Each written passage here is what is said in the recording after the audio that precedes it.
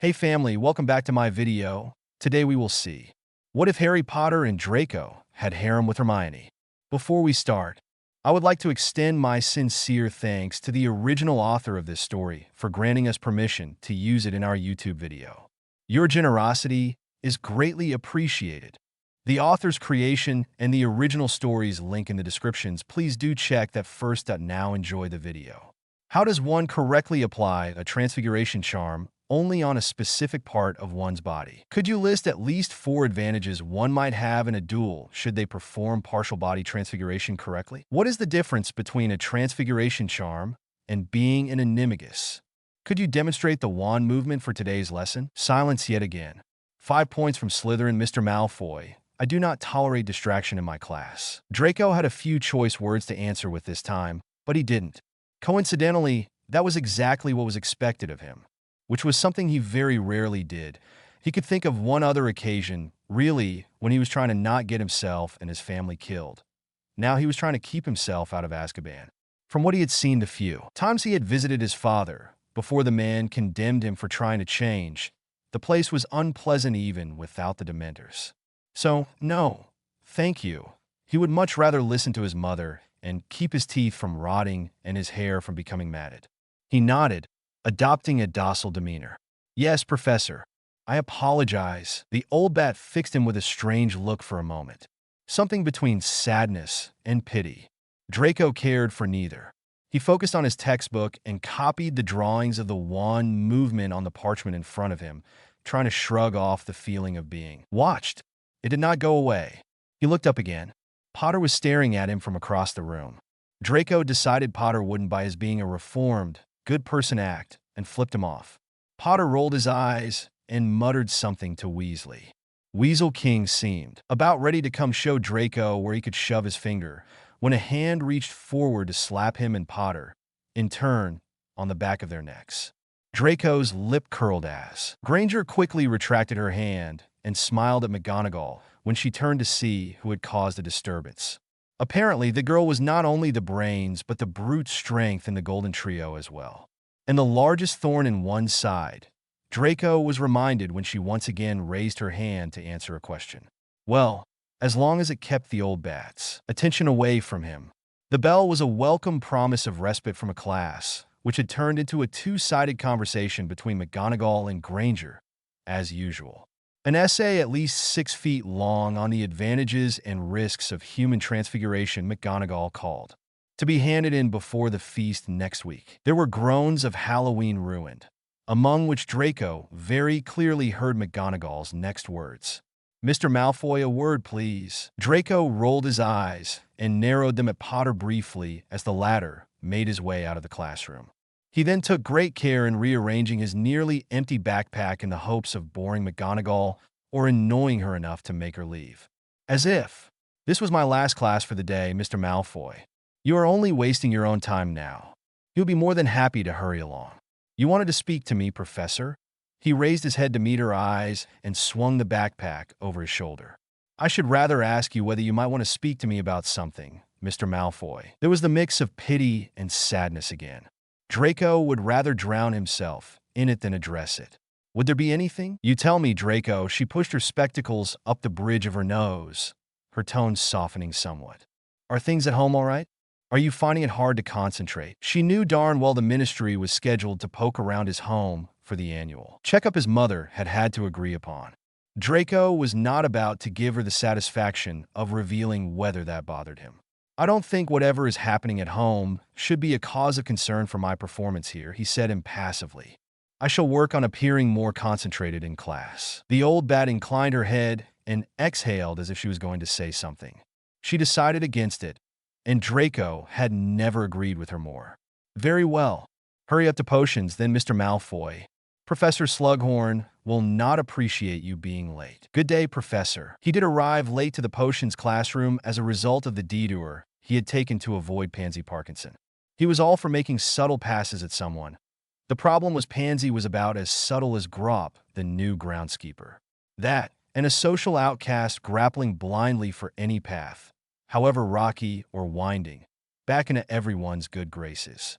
Draco was struggling with that himself, The last thing he needed was for someone to pull the rug from beneath his feet and erase all the painstaking progress built over the past year, earned through sweat and blood, quite literally, and the exerting task of rebuilding Hogwarts stone by stone.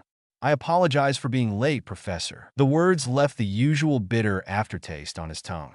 He had been doing too much of that lately. No need, my dear boy, no need. Slughorn patted him on the shoulder as he walked by. Come in. You're just in time to start brewing. Draco had been aiming for his usual spot in the back, only to find it taken by Luna Lovegood. She smiled at him in that unsettling way of hers. I remember quite well your family kept me in the cellar of your manor, but I don't blame you that kind of way. Draco dropped down into the first available seat and loosened his tie slightly, as if it had caused his sudden shortness of breath. He opened his backpack to pluck out the only textbook he carried along. He glanced at the blackboard to see what they were supposed to be brewing. Curly hair and a sweaty neck, apparently. Just his luck, but, of course, sitting near the front always carried the very real and very frightening possibility of finding oneself in immediate proximity of Granger. Draco leaned to the side under the pretense of lighting the fire underneath his cauldron. Granger did the same. Draco straightened back up. Granger did the same. How was she certain already the fire was strong enough? Draco craned his neck to the other side, glimpsing the board. Oi! An undignified grunt came from Draco, much to someone's amusement. That pig-like snort could only have been Potter's. Draco seemed to have forgotten a most important detail. Where there was a Granger, there was a Weasley. Ron, what on earth are you doing? He was sneaking up on you? Granger swiveled around faster than humanly possible, and Draco was reminded of another time he had seen her move like that. He very nearly threw his hands up to defend himself. His face could suffer no more abuse today, lest he resemble a puffer fish tomorrow. I was trying to look at the board. Weasley, he snipped, rubbing his chin where the offending elbow had caught him. The instructions are in the textbook. Granger was the one who answered, her voice just as irritated. Or were you so focused on yourself you didn't hear Slughorn mentioning it? Draco chose not to comment on the second part of the sentence. He did find himself incredibly interesting and worth more attention than Slughorn's words, but he doubted Granger would share his sentiment. Sort of hard to follow instructions if I don't know what I'm brewing, he said, sitting up straighter to finally see what today's lesson was about. Shrinking solution, Granger chanted in her know-it-all voice. You should try it on your ego. With that absolute killer of a comeback, which Draco had no answer for. She turned back to face the front again amid another snort from Potter and a nasty giggle from Weasley's sister. Draco turned to page 156 and set the textbook aside. He took out his jar of dried worms and plucked out 3 to chop them up. He added them to the water, simmering inside his cauldron, and got the soft orange color described in the textbook. He added 3 stirs counterclockwise. The color sharpened to a nearly neon shade. Draco nodded to himself and reached for his mortar and the Bowtruckle eggshells. He managed to forget about whatever Luna Lovegood had presented as an unfortunate reminder of, and worked quickly enough to reach the expected bluish color. A bit lighter than described in the textbook, but all the more effective because of it. He spied Slughorn in the back, curiously bending over Theo's cauldron. The teacher moved on rather quickly. Draco met Theo's eyes across the room. Theo shot an uncertain grin. Draco gave him thumbs up, with Slughorn loitering around in the back. Draco could enjoy a few minutes of watching everyone squirm before drawing attention to himself by announcing he was ready. He took note of Potter's hunched figure over a cauldron, which emanated too much steam. It was like the Hogwarts Express. Next to him, Weasley was cursing under his breath and anxiously following Slughorn's progression through the room. He had likely been forced to sit in the front. Draco cast a look at Daphne Greengrass, who was the only other person besides himself to be working calmly and efficiently. Not as fast as him, mind, but adequate enough, he supposed. He reached up to pop the top button of his shirt. Wasn't it supposed to cool down in there when everyone turned the heat down for the last couple of steps? He was lucky he decided to look down at his potion to admire it once again, so he was able to notice it had begun to bubble in one end. Enraged, he pulled his cauldron back and cast a cooling charm over it. He stared at the fire beneath Granger's cauldron. Was she making tea or brewing a potion? Are you hoping to heat your ingredients back to life? He hissed, pointing his wand at the flames to tame them to a more appropriate temperature. "Are you trying to sabotage my potion?" Granger looked scandalized. "You were going to do that on your own," Draco pointed out. "You're supposed to gradually let it cool down. The textbook clearly says dash. The textbook was going to have you ruin your potion, and mine as well," Draco cut her off. "But by all means, do what you want." He pulled his cauldron protectively further away from hers. She narrowed her eyes at him and glanced at his textbook before turning her back to him with a huff. Draco followed her actions very carefully while she finished her potion. He got two main takeaways from his observation. 1. The state of Granger's hair betrayed Granger's mood. The fuzzier, the more need for people around her to run and hide. 2. Granger sucked at potions. Well, sucked was perhaps an overstatement. Draco had to admit her potion ended up no worse off than Daphne's. Yet compared to the effortless way she dominated every other field of magic, Draco was proud to declare he had found Granger's weakness. In the spirit of his supposed character reformation, he did not comment on this. It was definitely not because her hair suggested he might receive another punch if he did, even though she did eye his potion disdainfully multiple times.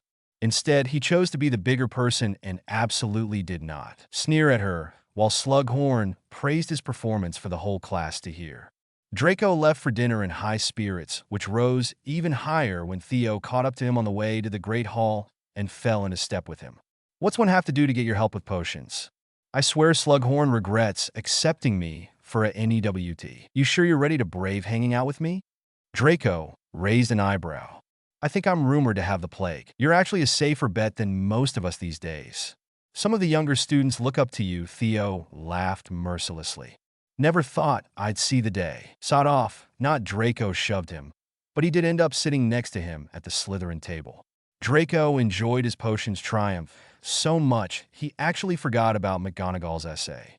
He scribbled his way through lunch on Halloween, having been reminded by Theo, who had handed his in the previous day. It turned out abysmal at best, and Draco was certain McGonagall would see through his attempt to make his handwriting take up more space. "At least you have the feast to look forward to," Theo clapped him on the back. "And I have a bottle of mead I stole from my dad before coming here. We can open it later." "Wiser words have never been spoken," Draco concurred. "Go hand it," and then Theo stood to go to History of Magic. "It's not like you'll come up with anything better." Draco couldn't agree more, and since he had a free period anyway, he rolled up the 6 feet of parchment and headed out of the Great Hall. Everyone knew the headmistress preferred the staff room to her office, so Draco turned right after exiting through the double doors.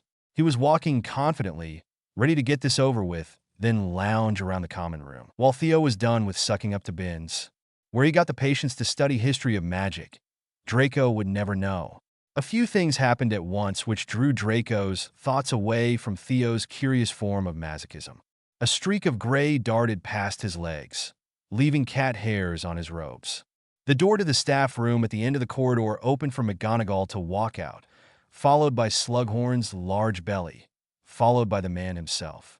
A figure came into view from a side corridor, cutting a few strides in front of Draco. He stepped up after recognizing the back of Granger's head he had got unnecessarily familiar with last week. She was already nearly there. He could never get to McGonagall first. Couldn't the bookworm's questions wait until next week? What could possibly be so groundbreaking she immediately had to run to? McGonagall? Draco almost stopped dead in his tracks when she pulled out a scroll of parchment to give the headmistress. He then heard her grating voice. "Sorry to bother you, headmistress.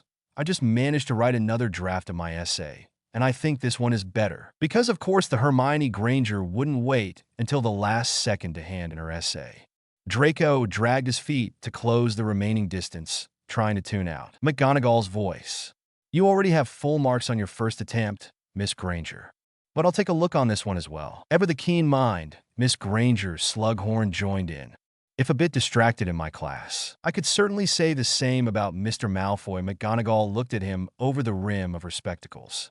"Who's bringing me his first attempt at this task, I should hope." "Of course, Professor." Draco reached past Granger to hand McGonagall the scroll, ignoring the side eye he received from his classmate. "Punctuality is important." Indeed, McGonagall narrowed her eyes. "Effort as well. I will see effort when I read through this. Won't I? Of course, Professor Draco repeated. McGonagall did not seem pleased with his unresponsiveness. Granger was scowling.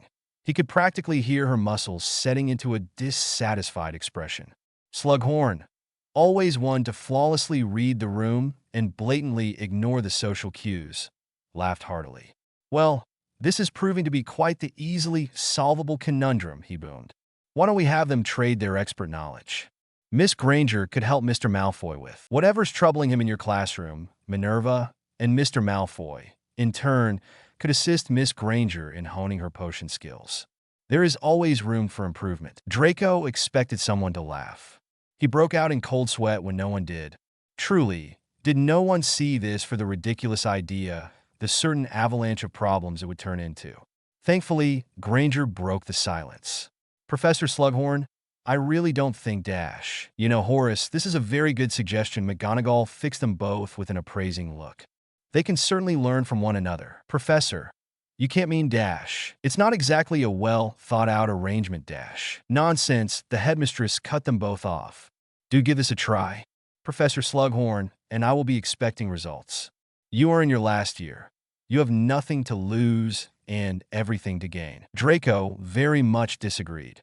He had much to lose in regard to his nice features and pale complexion, which did not need the added color of bruises to look good. Mostly, he was entirely not proud to admit he feared being in the same room as a wand-wielding Granger, with no witnesses. McGonagall smiled at them and walked away, Slughorn following behind her, forcing them to step further apart to make way for him. Neither of those two gave a rat's arse about Draco and his unvoiced fears. Well, he faced Granger's scowl with the most stoic look of disdain he could muster. She sniffed, threw up her head, and turned to go with quick strides. Glad we settled on a date for our first session, he called after her when she was at a safe distance. She rounded the corner without paying him an ounce of attention. Marvelous. If she could only continue to do that. Chapter 2. Chapter Notes. Thank you to everyone reading already.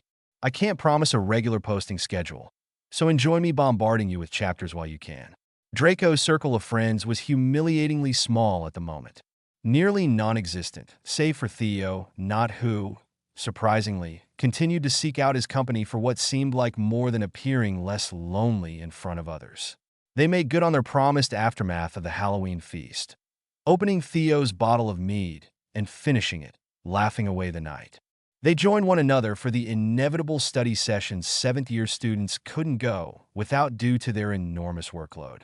They also joined one another for lengthy breaks of those study sessions when they felt they had crammed enough material into their brains. Unfortunately, his newfound friend was the only one Draco could complain to about his less than convenient situation with Granger. Theo, unlike McGonagall and Slughorn, did not seem to think it a good idea. He certainly found it utterly hilarious, however, and had laughed for a full 10 minutes when Draco first told him. And if that initial reaction could be attributed to half a bottle of mead, Theo's attitude towards Draco's troubles in the following days could not. There's your study partner. I can leave you to it if you want, he would say whenever Granger came within their line of sight. Draco had to physically restrain him from waving Granger over one day.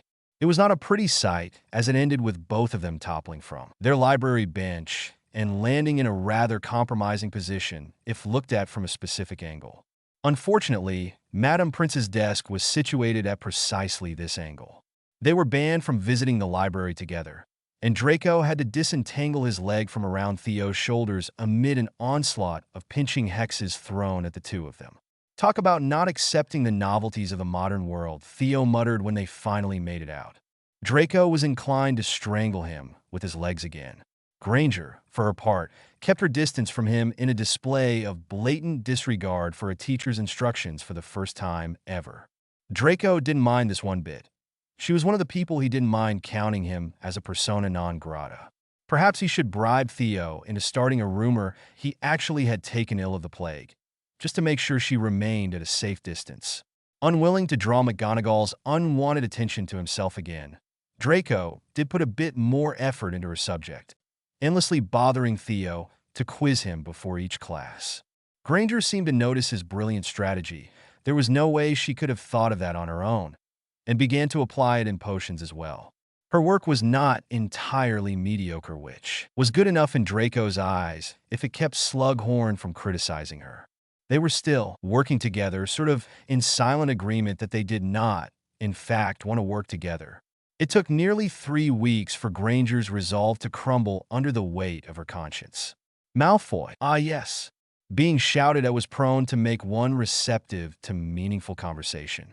Pay up, he told Theo in a futile attempt to make himself feel better in the face of his impending doom. Theo snickered at him and shook his head.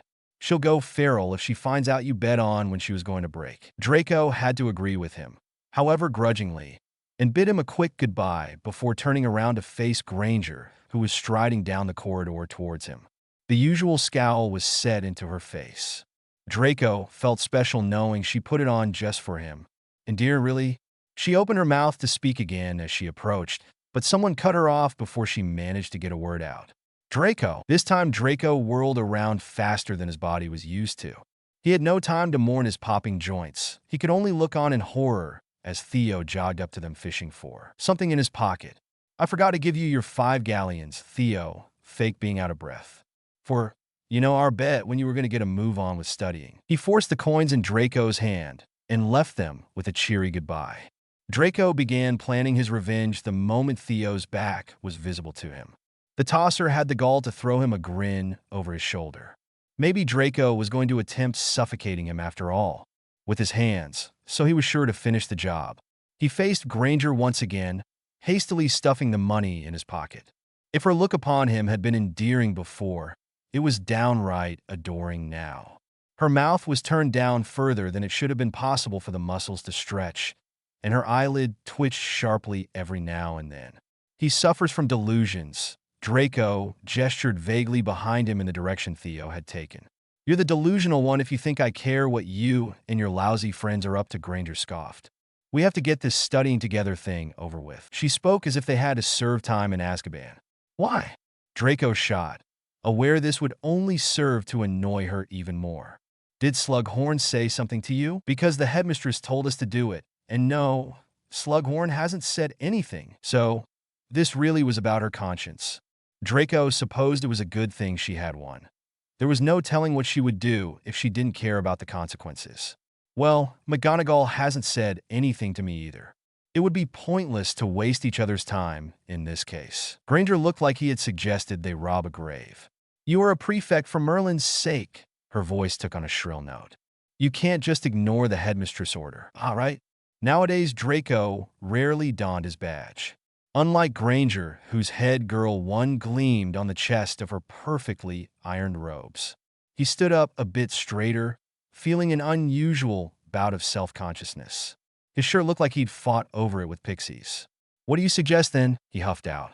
Friday night library sessions? Should we invite friends and make it a bonding experience? Don't be daft, she waves him off without much enthusiasm.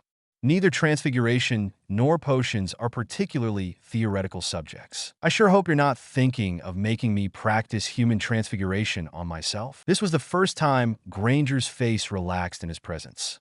She did not smile, far from it, but she wasn't scowling. It made Draco uneasy. He wasn't used to this lack of expressiveness from her. As enticing as having you maul your own self does sound, I don't have time to deal with the legal repercussions. How kind. Let's practice on objects first. We'll meet in the library. The only drawback for Draco was the fact that Madame Pants was likely to protest against his appearance there for reasons. We risked destroying something important, he shook his head, knowing this was the only reason Granger would accept. Silence on her part practically meant praise. Okay then, you're not entirely brainless, he heard her voice in his head. He hurried to prove her right. We can go outside. I'll use sticks or leaves or small bugs. And we can find an empty classroom for brewing potions. Granger grimaced in distaste. Apparently, she had tried to forget this was supposed to be a two-way arrangement. Draco was pleased he had reminded her. Fine, she sighed after much futile contemplation. She looked like she was agreeing to the Dementor's kiss. Are you free tonight? This took Draco by surprise. Usually, he was the one to ask that, and with a bit less bite. Thank Merlin, he was not one to blush. Granger raised an eyebrow. Right? She was waiting for an answer. I'm studying for Flitwick tonight, he blurted out. He was nowhere near ready to start just yet. Talk about jumping someone. Tomorrow. There's a Quidditch match tomorrow. Granger's foot began to tap on the floor restlessly. Gryffindor is playing Hufflepuff. You're likely to win. You wouldn't want to miss the celebration. Sunday then. She said it with such a tone of finality. Draco wouldn't have been able to get out of it even if he could think of another valid reason. Sounds good. 10 in the morning. She was lucky he woke up early. I'll be waiting in the entrance hall. Granger nodded, turning to go without another word. Draco watched her disappear around the corner, then turned to walk in the other direction. His pockets jingled, and he was reminded of Theo and his oh-so-funny joke. Draco would soon be the one laughing when Theo's potion went in the trash because someone had added spider eyes by mistake. The next day brought Draco a semblance of what he'd felt when he soared over the Quidditch pitch. Watching was not the same as being up there, chasing the wind, but it was all he was up to now. He had declined the headmistress' offer to be captain and had decided against trying out at all. He was still way too preoccupied with everything going on around him. If he played, he would have been nothing more than a target for the bludgers. Even the excitement of Quidditch had dulled, leaving behind a scattered mix of distraction and indifference. When the players rose into the air and kicked off the game, all Draco could think of was the letter he had received from his mother this morning. She had crammed a sentence at the end, like an unimportant detail, of how the ministry was insisting on their right to inspect everything owned by Lucius Malfoy. You should know we aren't getting a divorce, in case you see me without my ring for Christmas. Were the ministry really idiotic enough to suspect a wedding ring as a cursed object? Lucius Malfoy was guilty of many things, and loving his wife was at the very top of that list. Hufflepuff played well. They didn't deserve the 300 points difference Ginevra Weasley single-handedly ensured. Gryffindor was 150 points ahead when Potter caught the snitch with a nearly lazy stretch of his fingers. Weasel King made a few good saves as well. Not that Draco would say that out loud. He snickered with Theo on their way out of the pitch as they remembered the original lyrics to Weasley is Our King, which was now echoing across the grounds. Shall we go and celebrate Gryffindor's victory? Theo's eyes glinted when they met Draco's. Or perhaps mourn your last night as a functional human being. There's no telling what creature Granger's going to turn you into tomorrow.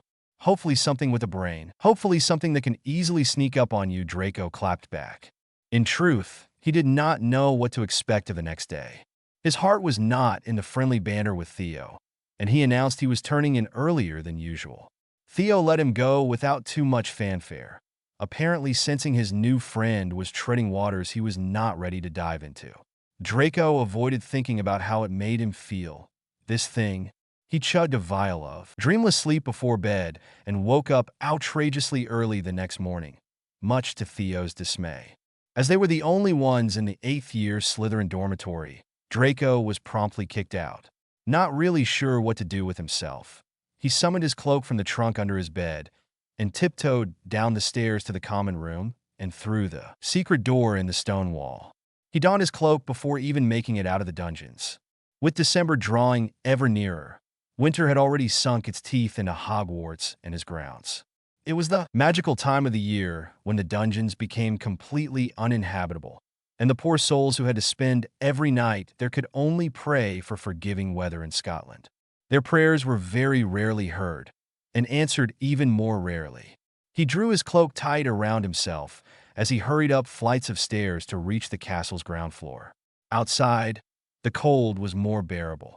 In the quiet hour of sunrise, when the earth had still not woken up, frozen beneath a mantle of sleep, the biting wind appeared softer, the puffs of vapor released with every exhale forming curious shapes in the air. Draco let his feet carry him, focusing on breathing in and out and filing away this glorious feeling for later use. His aimless meandering took him around the greenhouses and brought him to Hagrid's pumpkin patch. He looked up at the stone pillars he had once hidden behind in hopes to catch a glimpse of the punishment of a wrongfully convicted creature. He'd seen enough of that in the following years to last him a lifetime. The woeful fates of the wrongfully convicted ones whose only crime had been the life they had been born into. It was safe to say Draco was in no hurry to judge anyone anymore. He wouldn't be doing that for the foreseeable future. The sun rose and counted down the hours until Draco's first practice session. He circled the lake one last time before heading to the double doors. He implemented the techniques he knew from his mother and godfather, shaking the melancholy from his demeanor. He saw no use in venturing inside the great hall to force himself to eat, so he climbed the stone steps and leaned on the wall. The tapping of his foot on the ground belied his relaxed stance. There was a reason he kept his distance despite working hard to be accepted back into society. Damn McGonagall for disregarding it. The arrival of a large group of people was betrayed by loud laughter and booming voices. Drinks should be on Ginny, I should think. The win was on her. Don't you think it should be our treat? I think the captain should take initiative as a leader. I'm beginning to think I should have left you behind, Coot. Draco straightened up when he saw what looked like the whole of Gryffindor House spilling out through the double doors. Potter was at the head of the group as usual, his arm thrown around his girlfriend's shoulders. On his other side, Weasley was explaining something in great detail to Granger, using his hands to draw imaginary diagrams. Draco smirked at the bored look on her face. Nothing about Quidditch was even remotely connected to books or studying. It checked out that Granger would see no point in it. Her expression was still warmer than the one reserved for Draco. It quickly cooled down when she noticed him standing there. Potter, ever the bigger person, nodded politely to him and led his friends down the road to Hogsmeade. Evidently, the celebration was not over. He only threw a goodbye over his shoulder to Granger, along with a threat to kidnap her along next time. Say the word and we'll do it now, the wee slut added. Granger dismissed them with a not-so-well-hidden laugh. Draco made no move to approach because Weasley was hanging back as well. Wonderful. Not that he would have known how to start up conversation. So, you're the reason Hermionee can't come celebrate with us. Well, he would have certainly led with a greeting, at least. Besides, Weasley's statement was plain ignorant, even to someone who possessed less tact than a goblin.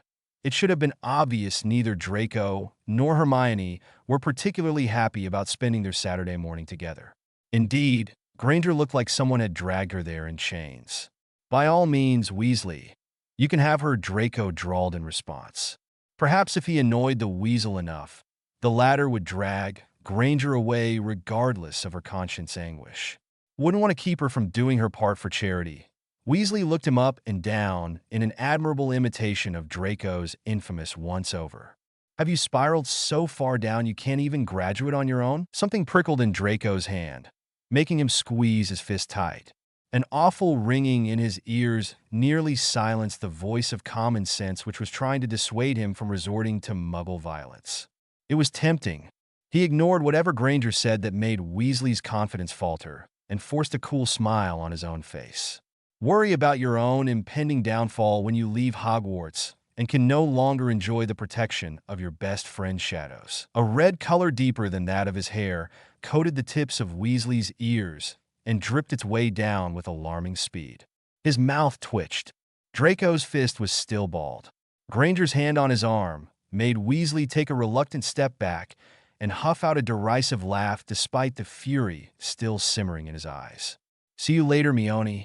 Send for us if the git gives you trouble. Weasley patted the pocket of his robes with a conspiratorial smile and leaned in to kiss her on the cheek.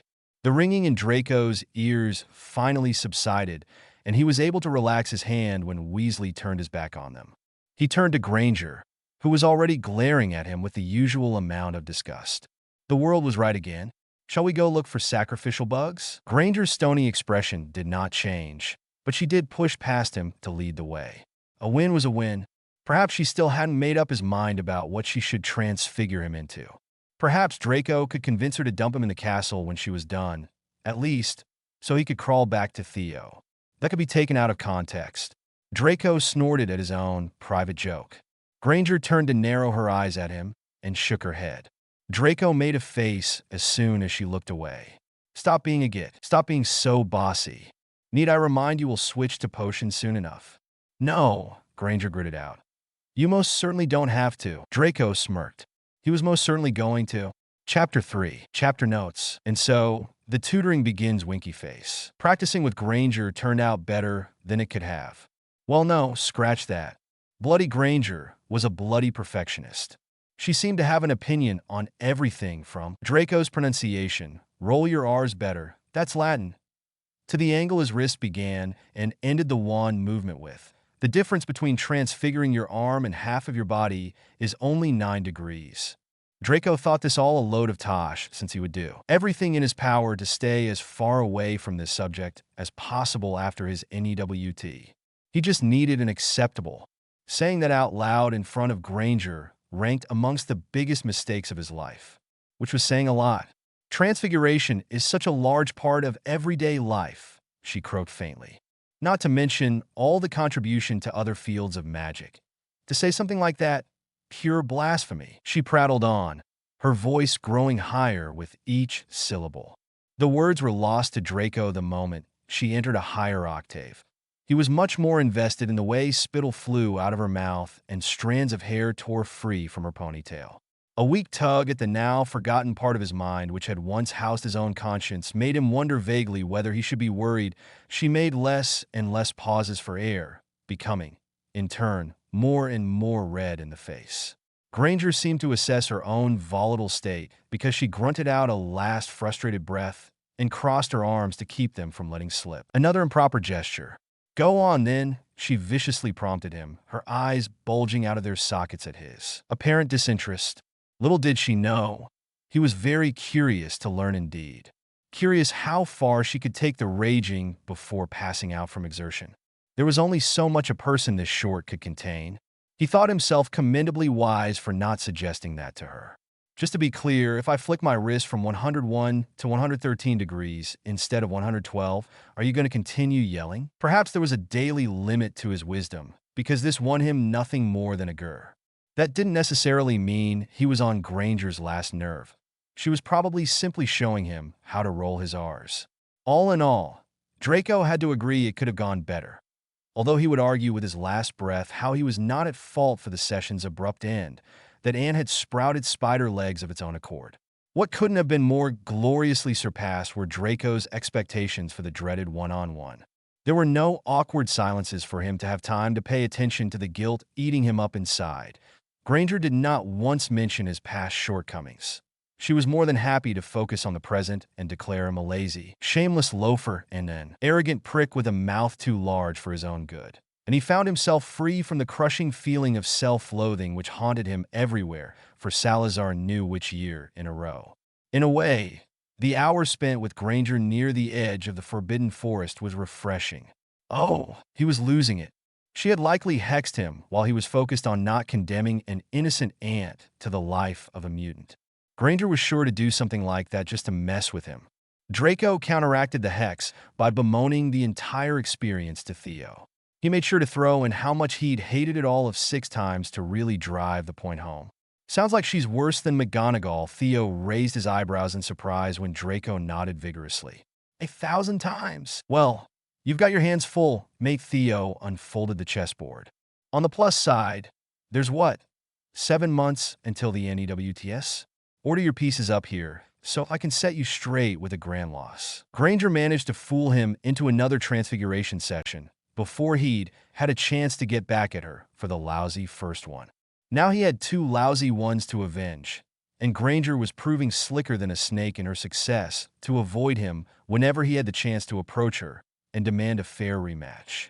He could wait out for guilt to sink its teeth into Granger once again, but instead, he played the oldest trick in the Slytherin rulebook that Gryffindors always fell for. He set up a trap. Mutare formam ex parte. Draco's guinea pig squealed as its hind legs transformed into baby human feet. It straightened up and even took a wobbly step forward on Draco's desk before McGonagall reversed the spell. She looked down at him with about as much pride as she could muster.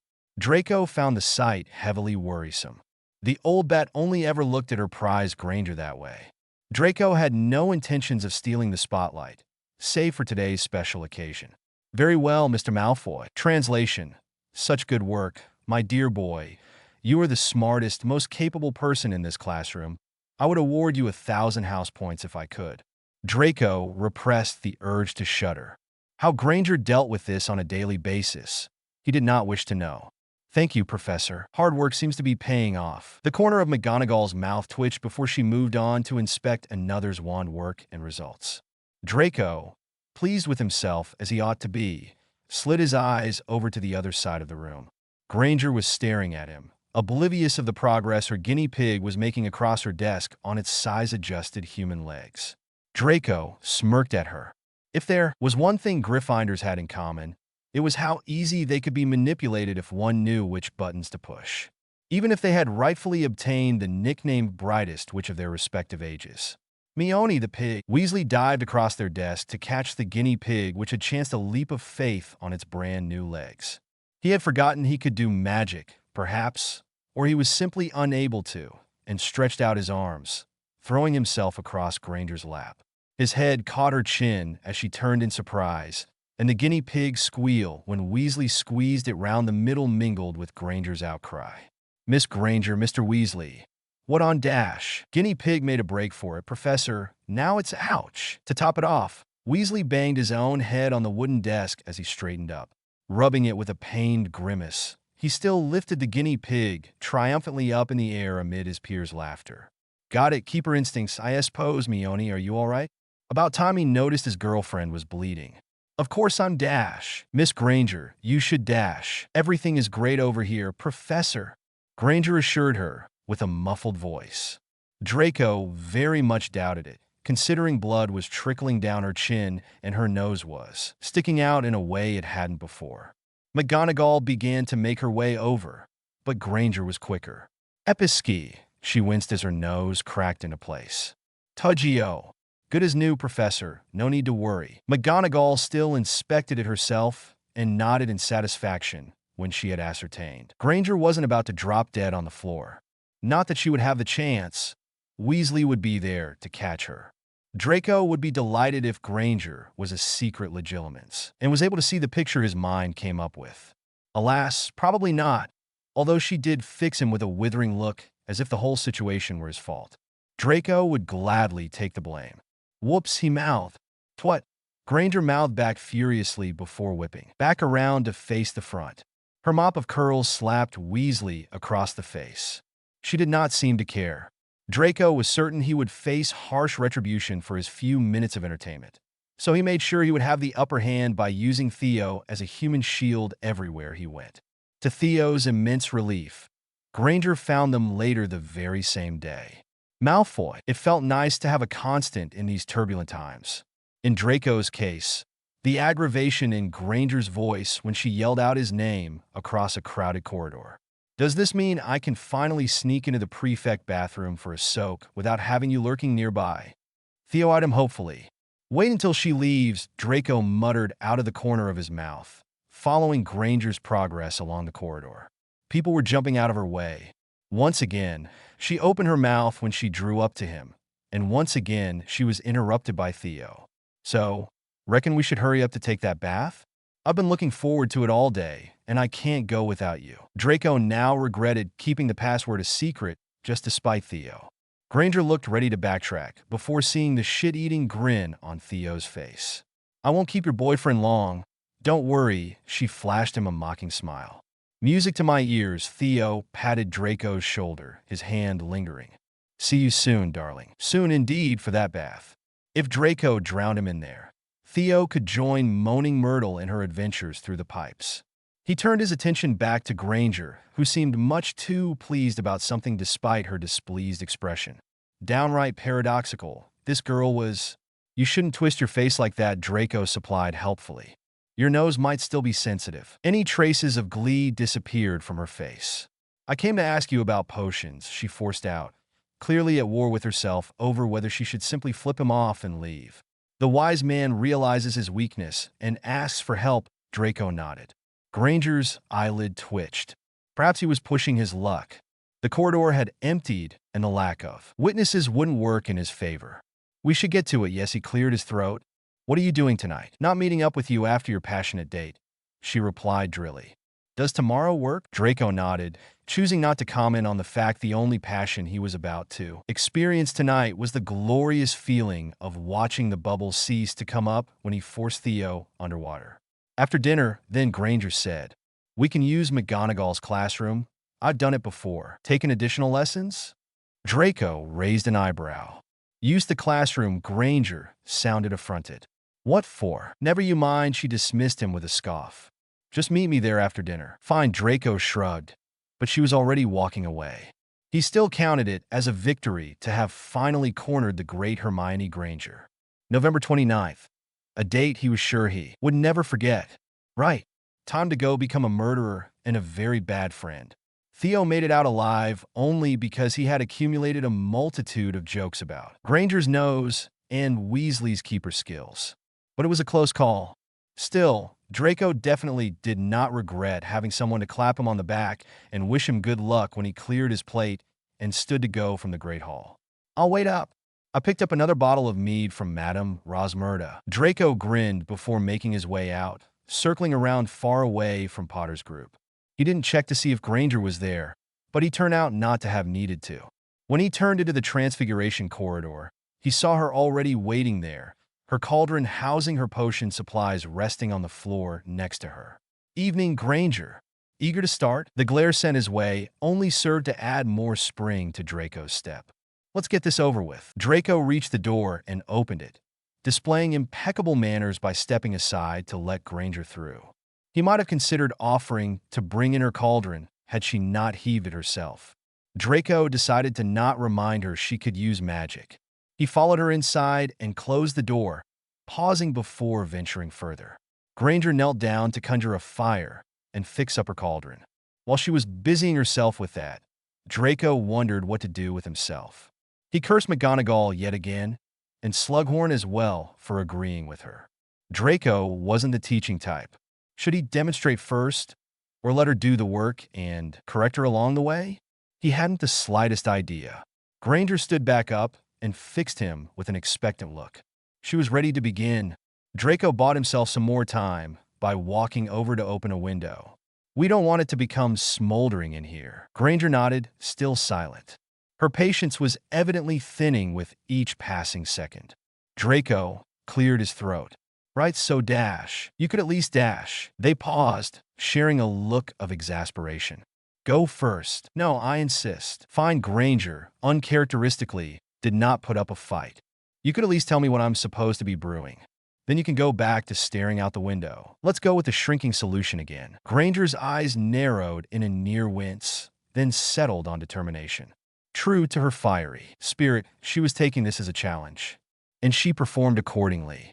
She got to work in silence, the only sound in the classroom being the crackling of the flames, the bubbles making their way to the potion's surface, and Granger's knife abusing the chopping board as well as the ingredients themselves. Draco saw one main mistake, and he didn't know how to address it. So for some time, he simply stood off to the side while Granger alternated between poring over the book and tittering hunched over her cauldron.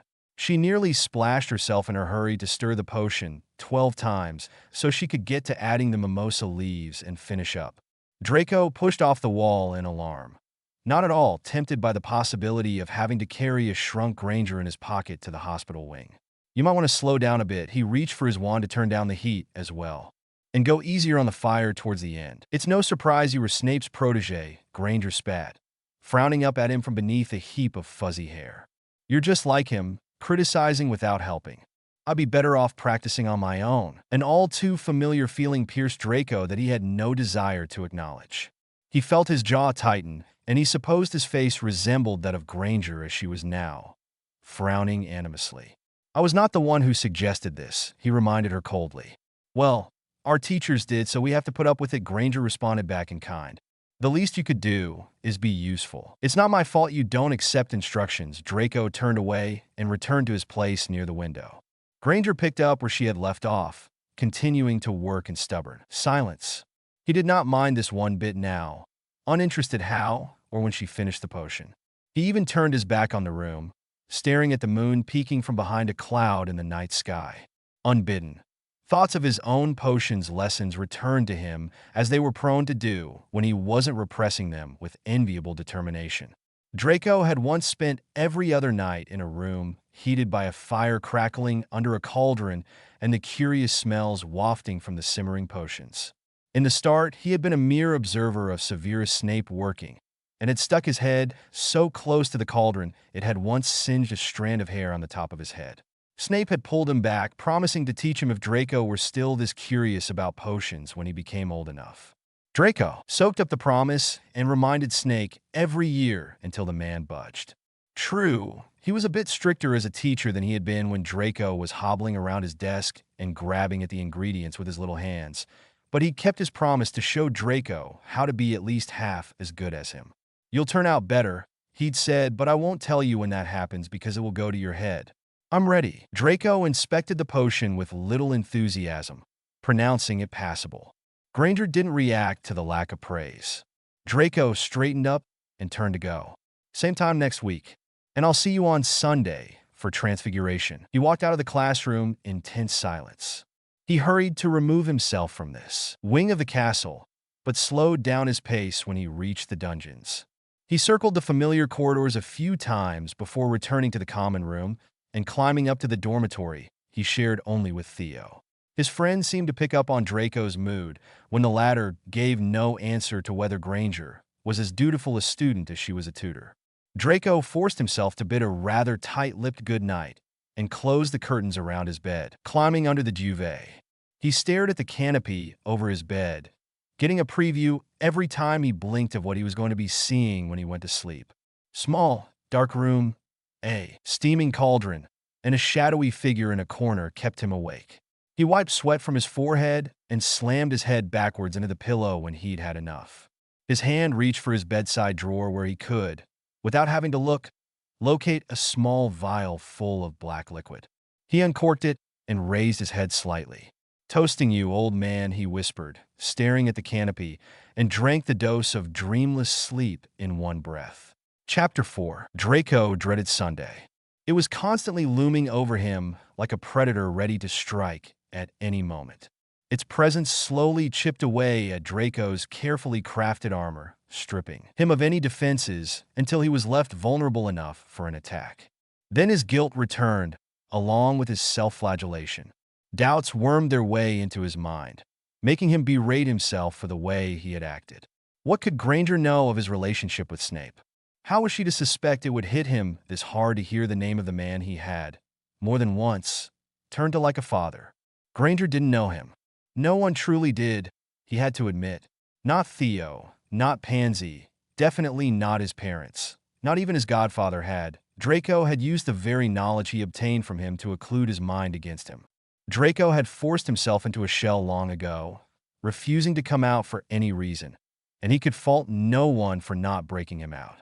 So, Granger couldn't be held accountable for Draco's brooding mood following their fiasco of a session. She could be angry at him, though. Therefore, he dreaded Sunday when she was going to have every opportunity to get back at him for acting like a prat. And he avoided her. He hadn't put this much effort into appearing invisible since his 6th year. He used whatever secret passages he'd already found inside the school and discovered new ones. He didn't set foot in the library for the rest of the week because every time he tried to bury himself beneath a heap of books in a corner, Granger popped up out of nowhere, poring over stacks of parchment with small ink stains all over her right forearm. Her left sleeve was always down. The Great Hall was out of bounds for him as well, and he was grateful he was an early bird so he could steal away some food for the rest of the day. He'd thought they wouldn't cross paths in the corridors, at least, not in a castle this vast. How very wrong he was. What on earth was she doing exiting a bathroom on the 4th floor just when he had to turn there to reach a hidden staircase that could bring him straight down to the dungeons? The only space he could inhabit that Granger had no access to was the gloomy Slytherin common room. Normally, he wouldn't mind all that much despite the heavy atmosphere. But this was a whole other circle of hell for him. His younger house mates seemed emboldened by Theo's presence around him and the fact Draco hadn't pushed him away. They were eyeing him shrewdly and circling like vultures, swooping ever closer. No one had initiated conversation yet, but they were close. And of course, there was Pansy, who usually kept to her dormitory, but had taken to coming down whenever Draco was in the common room. Her unceremoniously dropping down next to him on an armchair was the final straw he needed to absolve from staying anywhere near people. Theo protested being hidden up in their dormitory, apparently because solitude is key for going mental. Draco had simply raised an eyebrow, never having taken Theo for a social butterfly, until he spotted him, whispering directions to Daphne Greengrass and potions, and smiling all too wide when she touched his arm while thanking him. Honestly, in less than 5 days, Draco went through shock and alarm every time he saw Granger, to feign nonchalance regarding the situation, to annoyance once again when he found himself spending Saturday evening alone because Theo was studying in the library with Daphne. Wonderful. He could either try to prepare for the next day and the undoubtedly thoroughly planned out revenge of the Granger, or expose himself as a target to Pansy. Neither sounded particularly enticing, so he was left to throw himself down on his bed and alternate between staring at the ceiling and out the window while the room steadily darkened around him. 8 o'clock came and went with no sign of Theo. Draco could only assume he'd taken his studying with Greengrass elsewhere for further exploration of the subject they were tackling. This only meant one thing. Apart from the fact Theo was a lousy traitor infected with a rather severe case of feelings, Draco was faced with prospects of an unhappy future as a loner or a third wheel. The lovesick fool could have at least had the decency not to befriend him if he was going to ditch him like that. Now Draco's annoyance mingled with a feeling of emptiness, which was annoying in and of itself. It was all because of Granger. Had he not needed to walk on eggshells around her, he would have been able to go for a walk without constantly having to look over his shoulder and peek around every corner before making a turn. How rude of her to take up the whole castle and confine him to this, a small, dark dormitory with view of the lake's surface. Granger had Weasel and Potter for company. Theo had Greengrass. Draco had fish splashing in and out of the water. How remarkably unfair. He didn't remember when he'd fallen asleep, but he did know Theo hadn't been in the room, and definitely not in that ridiculous position on his bed. His friend had forgotten to draw the curtains around his bed in his haste to go to sleep, apparently. Exhausting business, studying. He was still dressed in his Hogwarts robes and with shoes on his feet. He looked like he had been wrestling in his sleep. Draco found it funny until he pieced together what Theo must have dreamed about. Scowling at his already ruined morning, he quickly got dressed as loudly as possible and stomped over to throw the door open. Theo slept on. Draco threw a neat little spell to tie his shoelaces together and slammed the door in his wake. He realized he'd forgotten his cloak when he was already in the entrance hall. Bloody fantastic. The stubborn bit that he was only area Theo and Granger's opinions couldn't be more in agreement. He braved the biting December morning outside, walking proudly down past the greenhouses and Hagrid's hut to conceal his shivering form just behind the tree line of the Forbidden Forest. He was still plagued by nightmares from visiting this place 8 years ago, so he ventured no further than a few strides in, kicking small stones and sticks around, trying not to breathe in too much of the cold air. Perhaps a walk around the castle wouldn't be too insensible now. It was still early enough. Granger would be in bed dreaming of the same things Theo was. People in love were dreadfully predictable. A win for Draco, in this case, who could not only stop his brilliant, if he dared say so himself, brain from freezing, but also grab a cloak to avoid appearing like a complete half-wit in front of Granger, whose opinion of him was already shamelessly unflattering. What did the brightest witch of her age know anyway? It wasn't like she was smarter than most. Draco whipped around to face the impossibly dark forest even in the light of morning. Although his sanity was questionable at times, like when he befriended the traitor Knot, Draco was sure the snap he'd just heard couldn't be attributed to his paranoia. There was another one, louder and sharper, as if whatever had been trampled this time was larger than a twig. His eyes darted this way and that, and he felt like a cornered animal even though the Hogwarts grounds were laid out wide behind him. He could run, as long as he could outrun whatever sounded like it was coming closer. Draco felt the ground begin to shudder. Forgetting all about the cold, he shivered with involuntary fear. Drawing out his wand, he pointed it forward, deciding whether he should send a warning shot of sparks. He decided this would be a foolish display of Gryffindor bravery. He stepped behind a tree instead, fully intending to aim to injure whatever came out of the shadows before it had the chance to sense he was there, unless it already had. His plan flew out the window when he saw a nearby treetop swoop down, then bounce back into view a few seconds later with leaves flying in all directions and a couple of startled birds chirping indignantly as they were thrown into the air. With a rather undignified shriek, Draco abandoned his hiding place, stumbling over his feet, flailing his arms to keep his balance, and rushing out of the forest with heavy footsteps, having given up on his plan to not have the thing notice him. Let it notice him running safely into the castle, he thought. Only, that plan went to the dogs as well. As soon as Draco's foot slipped on the sodden ground, the friend was flying towards him at an alarming speed, and he dropped his wand to brace himself against it. His palms slipped on the grass as well, and he completed his fall face first into the remains of last night's rain and this morning's dew. Soaked, tasting mud and grass, and with hair sticking to his face, he whipped round to see a pair of large feet coming out of the forest.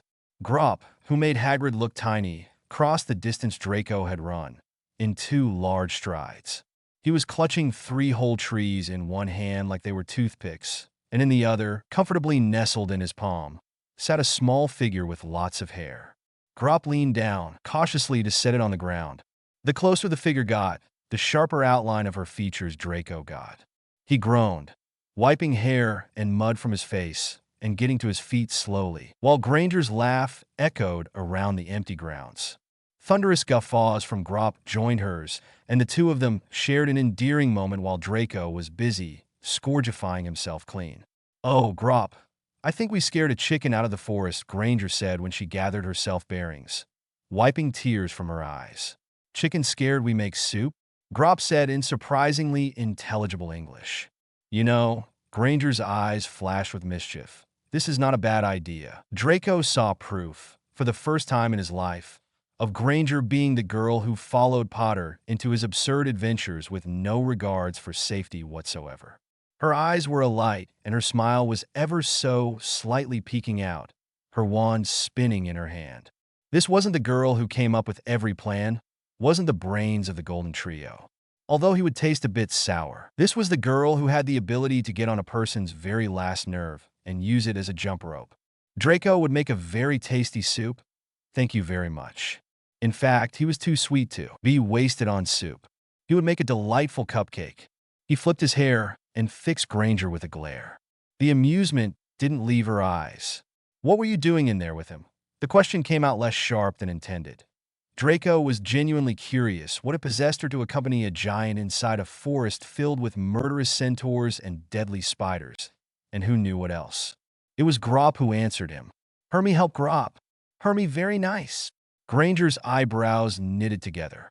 "Hermie is Draco found his footing once again. "How kind of Hermie to help you." Granger snarled and was ready to spit out a snarky reply when the door of Hagrid's hut opened. "There you are, Groppy. Did you gather wood?" Grop welcomed him with a cry of "Hagger," and enthusiastically waved the wood he had collected. Both Draco and Granger had to duck to avoid a concussion, and in Draco's case, further humiliation. This drew Hagrid's attention to them. "Hermione, thanks for going with him. He likes his company." "And who's the Ron?" Draco had never been more offended in his life. "That's Draco Malfoy," Hermione explained for him. "We just saw each other, but we were going to meet up anyway. Shall I come later for that tea?" "Right, yes, come by. And bring Harry and Ron round." Hagrid hesitated. "And if he'd like dash, I'm studying later." Draco cut him off quickly, perhaps harsher than necessary. Granger glared at him, hidden from sight by Grop's right ankle. He rolled his eyes. The last thing he would have liked to be was put on the spot by Hagrid. "I'll bring Ron and Harry." Hagrid. Granger walked over to hug him and exchange words of goodbye. She then stormed over to Draco, the warmth draining from her face, to leave it, shriveled up in rage as Draco was used to seeing it.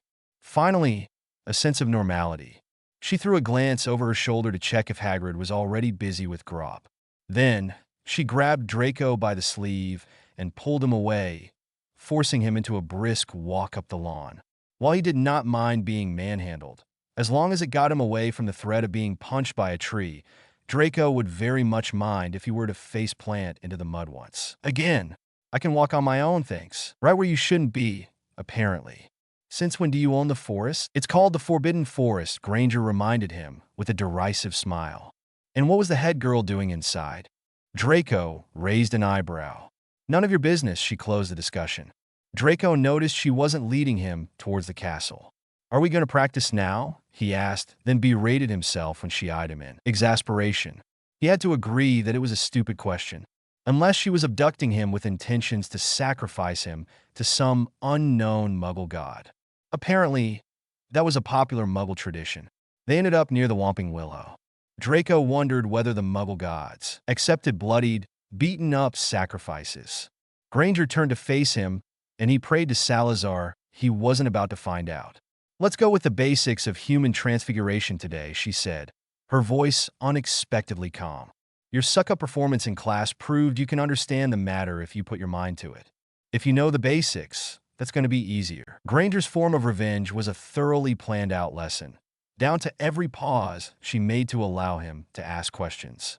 Tackling obstinacy with extreme patience, she walked him through the steps of approaching the magic as if explaining it to a mentally challenged individual. She had chosen well. Draco couldn't stand a second of it. And the worst part was that with her guidance, he actually managed to make his hand resemble a toad's puke green color, webbing, and all. He even managed to reverse the effect, something he wasn't entirely certain Granger would have helped with if he had struggled. "You've got it. Now do it on your own." A horse's hoof this time. Draco didn't fancy being stuck with a horse's hoof for a hand and having to resort to Madame Pomfrey to resolve the issue. Granger wasn't providing him with an opportunity to back out. However, she took a step back and crossed her arms, looking at him expectantly. Draco shook his already violated left hand and prepared to go at it again. He cleared his throat and raised his wand, preparing to execute the motion. Damn the cold. He'd been holding out on sheer refusal to show weakness in front of Granger, but the wind was getting to him now, and the sun was too busy hiding behind the clouds to give him any shred of warmth. Granger, her everlasting patience be damned, stood by silently, not even a foot tapping on the ground in annoyance. Draco was resourceful, if nothing else. He used Granger's distance to his advantage, whispering a warming charm and pretending to roll his wrist, so he had an excuse to point his wand at himself. The effect was instantaneous. The tips of his fingers regained feeling, and his breath was less shaky. "Well then, Mutere formum ex part." He rotated his wrist from 101 to 112 degrees, flicking his wand at 107. He kept his wrist relaxed and didn't grip his wand too hard. Nothing happened. He was sort of relieved not to see his hand transform into a hoof, but he was disappointed all the same and worried when Granger's patience was going to fizzle out. He rolled his shoulders and tried again. His fingers remained separate from one another and not sprouting fur. Draco was beginning to wonder whether he hadn't botched the spell the first time. Perhaps a horsetail was hanging from his backside in this very moment, and Granger was silently dying of laughter. Draco would personally put unethical teacher on her gravestone if that were the case. He sneaked a sideways look at her. She was assessing him. Confusion etched all over her features. Perhaps Draco's attempts had been so lousy. She was wondering how someone could have this much stupidity crammed into their body. He shook his head and refocused on the task at hand. Surely now, Mutere formum ex part. Well, this was embarrassing. Performance issues were not something Draco wished to be associated with. He wondered how loud the Gryffindor common room would be tonight when Granger shared his ineptitude with her friends. Finite incanidum. She had caught him off guard, and the telltale whoosh was the last he heard from his warming charm. Cold seeped into him again as he turned, wide-eyed, to Granger, who was gaping at him. "You were holding another charm while trying that?" she demanded in disbelief. "You've only just mastered it. Do you know how much expertise it takes to hold more than one spell at the same time? Exactly how much of an imbecile do you have to be? This could seriously harm your magic dash." Despite the fact his teeth were beginning to chatter, Draco was relieved to hear her yelling at him as usual. This calm, poised facade didn't suit her at all. It had unnerved him. He expected the fresh batch of insults with an almost childlike anticipation when Granger paused to take a breath. Draco shuffled his feet, hoping movement might get his blood moving. All it got him was Granger's sharp eye noticing. "You're cold," she said with an expression clearly stating she couldn't even be angry due to how disappointed she was. Where her expression failed her, her words were more than happy to contribute. You're cold, and you had to use a warming charm because you decided to venture outside in Scottish winter with no cloak, no jacket, not even a pompous coat, which wouldn't have warmed you up, but you would have at least looked like you possessed a brain. And now you're shivering, and your cheeks are already pink from the cold. And if you pass out from the exertion of doing magic in such state, I would have to levitate your large body through the whole castle. And how would that look? His cheeks were not pink. How dare she insult his complexion? And his body was very well proportioned, unlike her gangly boyfriend and his midget of a famous best friend. Draco would have told her all that, had his teeth not begun to chatter so violently. He could barely get an indignant huff out. Granger rolled her eyes, throwing her own fluffy scarf over her shoulder and drawing out her wand with a gloved hand. Now he noticed her adequate clothing. Draco had to admit he did appear brainless in comparison. He had no time to make unwilling admissions, seeing as Granger pointed her wand at him. Where was Gryffindor's spirit of fair play now, when he was chattering and unable to utter out a single incantation? Kalesko, a heat wave so strong it nearly made him sweat the moment it hit, enveloped Draco in a tight embrace. Despite his best efforts not to, he groaned at the sensation of life being breathed back into him. Even the air around him was affected by the force of the charm. Draco certainly wasn't going to complain about not having to fill his lungs with icy air. Granger pocketed her wand and started on him. Draco took a step back in case she was going on the attack the Muggle way, but she shook her head with a meaningful sigh and pushed past him, making her way back to the castle. Draco stood rooted to the spot for a moment before turning to follow, jogging to catch up so the warming charm didn't wear off from the distance. They walked in silence, each lost in their own thoughts, Draco presumed. Granger was probably thinking of new expletives to describe his idiocy. Draco himself had just come to an astounding conclusion. He was wrapped in Granger's magic. Truly, a warming charm carried little magical signature, yet it was undeniable who had cast it, and it did not feel alien to him. It did not feel as if it burned his body because of how impure his soul was. It did not feel aggressive. He wasn't a hostage. He was a man in need, and the magic was only helping. Draco wondered how good of a person Granger had to be to cast a charm to help someone she had every right to hate. Watch your step. Her warning caught him just before he tripped on the stone steps leading to the double doors. Draco looked up in astonishment. When had they crossed the grounds? I'm going inside. Next time, try not to ruin our lesson by lacking common sense. Will do my best. Draco aimed for mockery. His tone didn't quite cut it. Granger threw him a last look of disdain before walking off into the castle. Draco gave her a head start before following. The warming charm stuck with him until he walked over the threshold of the Slytherin common room. Chapter 5. Reassured their sessions weren't going to consist of tense silences and awkward conversation, Draco had the foolish idea to have hope they were going to establish a pattern they were going to revolve around. Granger, it seemed, delighted in proving him wrong, even when she couldn't possibly know she was doing it. The dynamics of their interactions were so far away from being considered a pattern, they were more like the complete opposite. Puzzle pieces, except each one was from a different set and didn't fit with any of the others no matter how hard Draco tried to force it to. It was infuriating.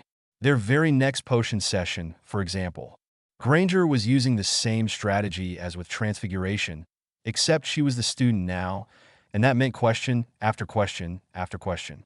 Exhausting, really. It says here I should make the beetles into a powder.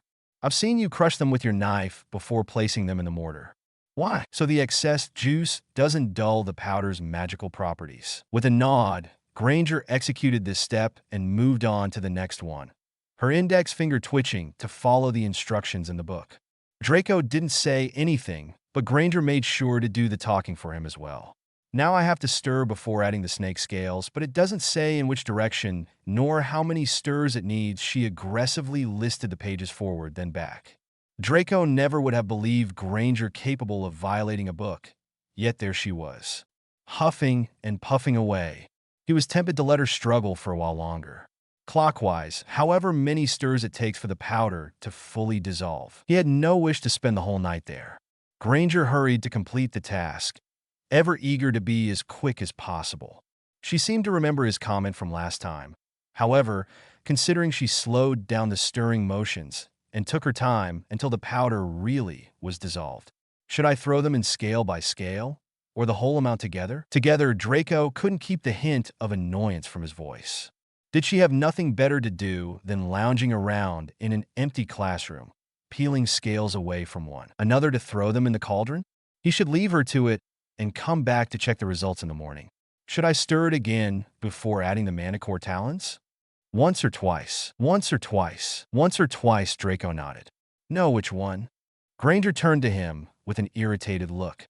Can't be one or the other. It depends. Draco rolled his eyes and pushed off the wall by his favorite window, removing his hands from his pockets. He walked over and snapped for her to move. She glared at him. Would you like to move, unkind lady? He paired the question with a mocking bow. Granger's foot slammed over his as she stood up. Draco's eyes watered, and he bowed his head even lower, preferring not to follow up with another smart comment to avoid sounding like a little girl. Show me, oh, all-knowing one. Granger delivered a dose of sarcasm, hanging over the cauldron, nearly bumping his head with hers.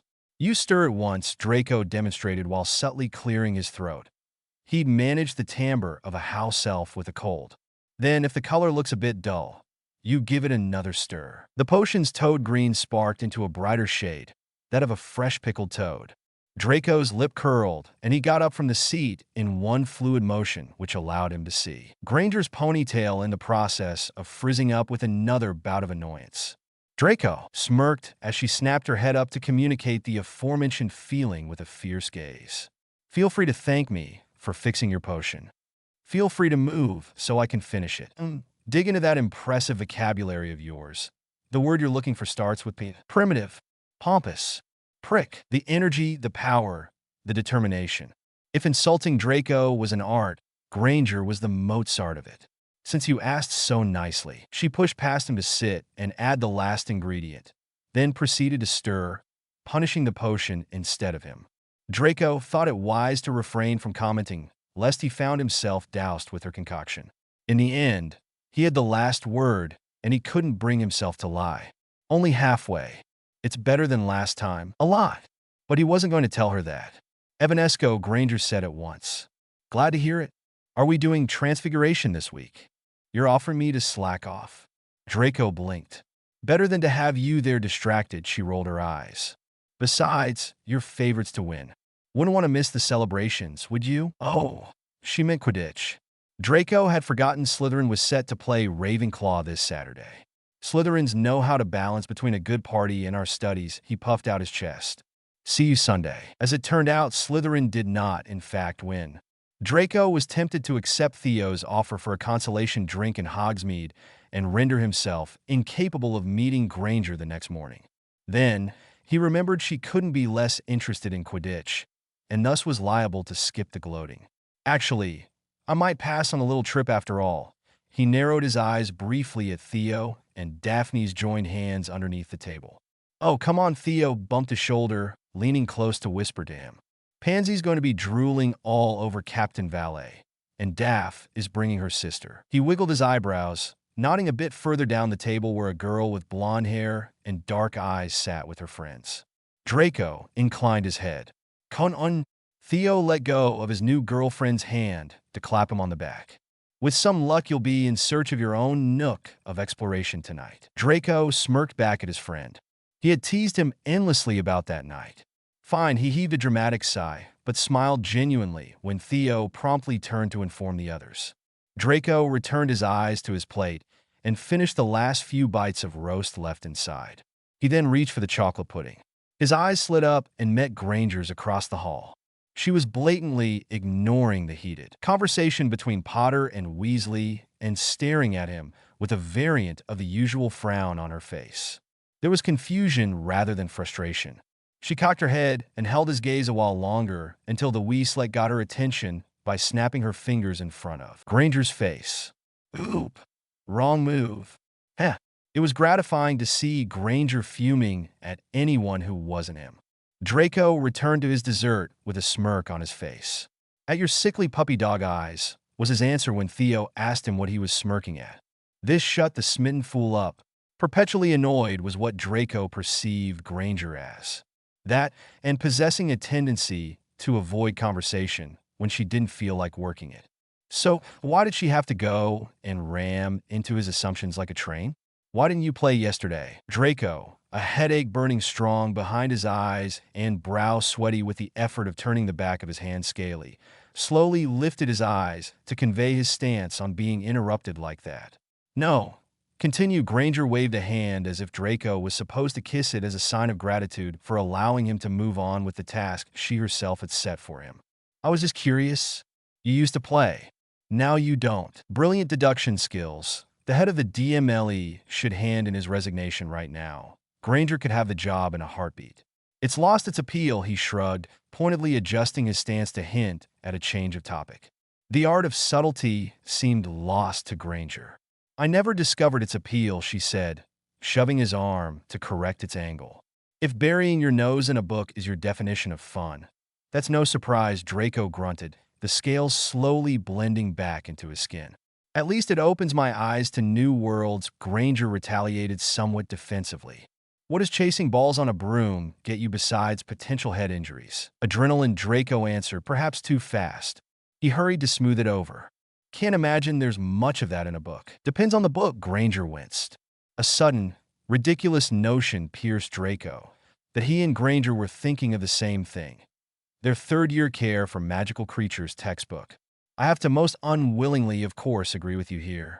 Some of them are downright monstrous, the corner of his mouth twitched. For a moment, even Granger's furrowed brows relaxed.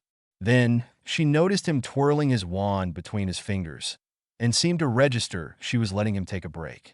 Do finish up, Malfoy. You may be afraid to get on a broom ever again, but I do want to return to reading today. Afraid? Afraid. How dare she? He was not afraid. He what? He couldn't even give himself a valid reason for not returning to flying. Well, he could, but he didn't want to. But one thing was sure. He was most definitely not afraid, and he was going to prove it. Even if he waited for darkness to cover his cloaked form rushing across the lawns, gripping his old Nimbus 2001, so that Granger had no way of knowing he was proving her wrong. He stepped onto the Quidditch field for the first time in over 2 years.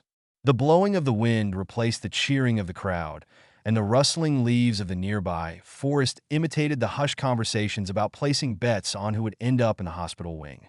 The moon was not obscured by clouds tonight, and hung like a near-perfect circle in the sky, casting its light over the field like a blessing for him to take the air. Draco took some time to look at it instead and determined a full moon would befall the skies soon. He thought of his little orphan cousin who was more than likely to spend that night in agony. Despite knowing he had done him no good, possibly even contributed to ruining his life before he'd even met him, Draco closed his eyes to send a silent prayer to the moon. Only he could hear him now, and his was the power to torture the little boy or leave him alone. Draco opened his eyes. If he had to be honest with himself, which was a pain, he would attribute his hesitation to a whole different reason than what he'd told Granger. As if Quidditch could ever lose its appeal, with its high stakes of rewarding victories and plummeting defeats. But the Draco that had enjoyed that, had had the right to enjoy it, had been left with a memorable last match on the Quidditch field when he'd been beaten up by Potter and the Weasley twins. The Draco of the following year? He belonged nowhere near the freedom of the skies. He was worthy only of being locked up in chains like Potter's firebolt had been, deep underground, never to be seen again. Only at night, only when there was no one around him present enough to witness his silent admissions, did Draco curse Potter for speaking up for him. Only then did he allow himself to think an Azkaban cell, next to his father's, was where he deserved to be now.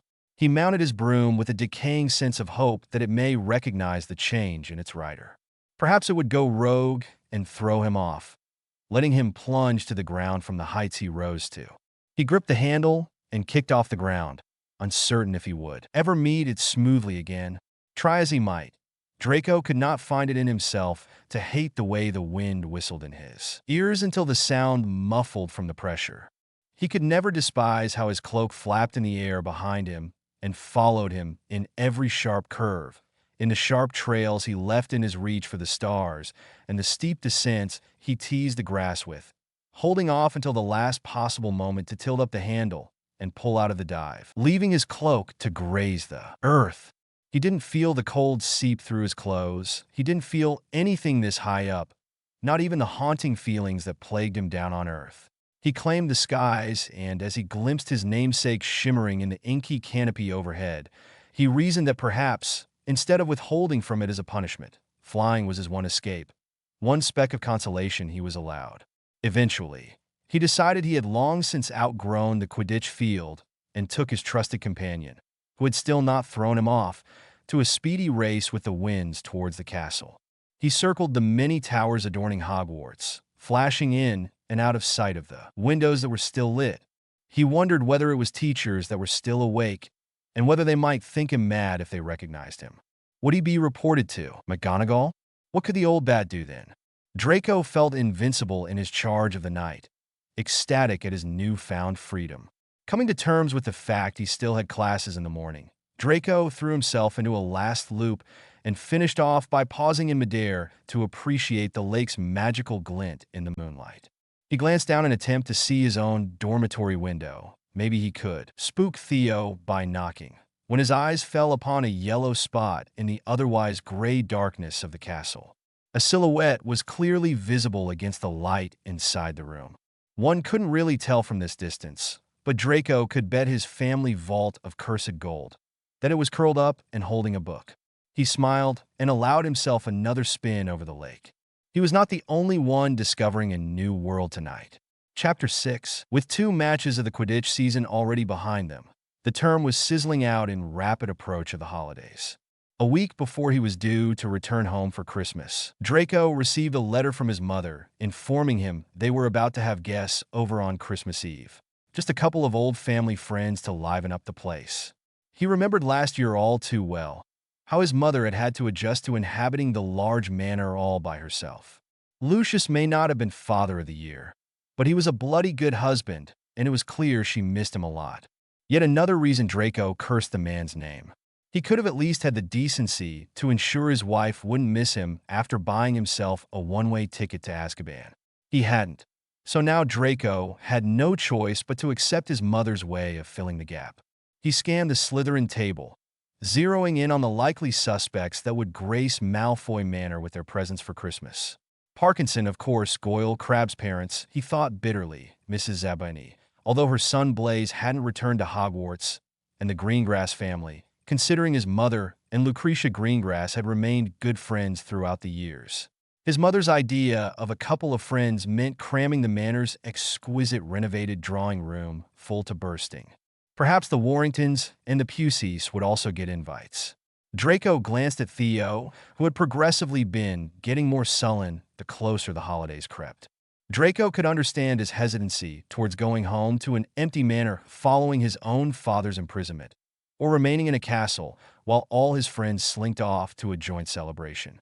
He took out ink and a quill and scribbled a reply to his mother before Perseus could sneak out and go laze around in the Ollery. "Fly back with this, and you can remain in the manor until I come home," he instructed. The bird threw him a disgruntled side glance which reminded Draco of a certain someone. "Go on," he gave Perseus a push to get the greedy beak out of his bowl of porridge. He followed the bird with his eyes as it rose above the others still dropping letters and parcels, and made his way out through the open windows. Draco then slid his eyes over to the Gryffindor table where Granger sat with her friends. Blissfully unaware Draco had compared her to his owl. Perhaps he would tell her. He would need to make the last session of this year memorable. He moved his gaze when identical letters dropped in front of Granger, Potter, and the Weasleys. The crowded burrow Draco had once used to make fun of would undoubtedly house just as big a gathering as the manor. He joined Theo in sulking, thinking about how different to his celebration that would be. Draco's spirits lifted a little when he saw Theo's incredulous smile later in potions when he invited him round for Christmas.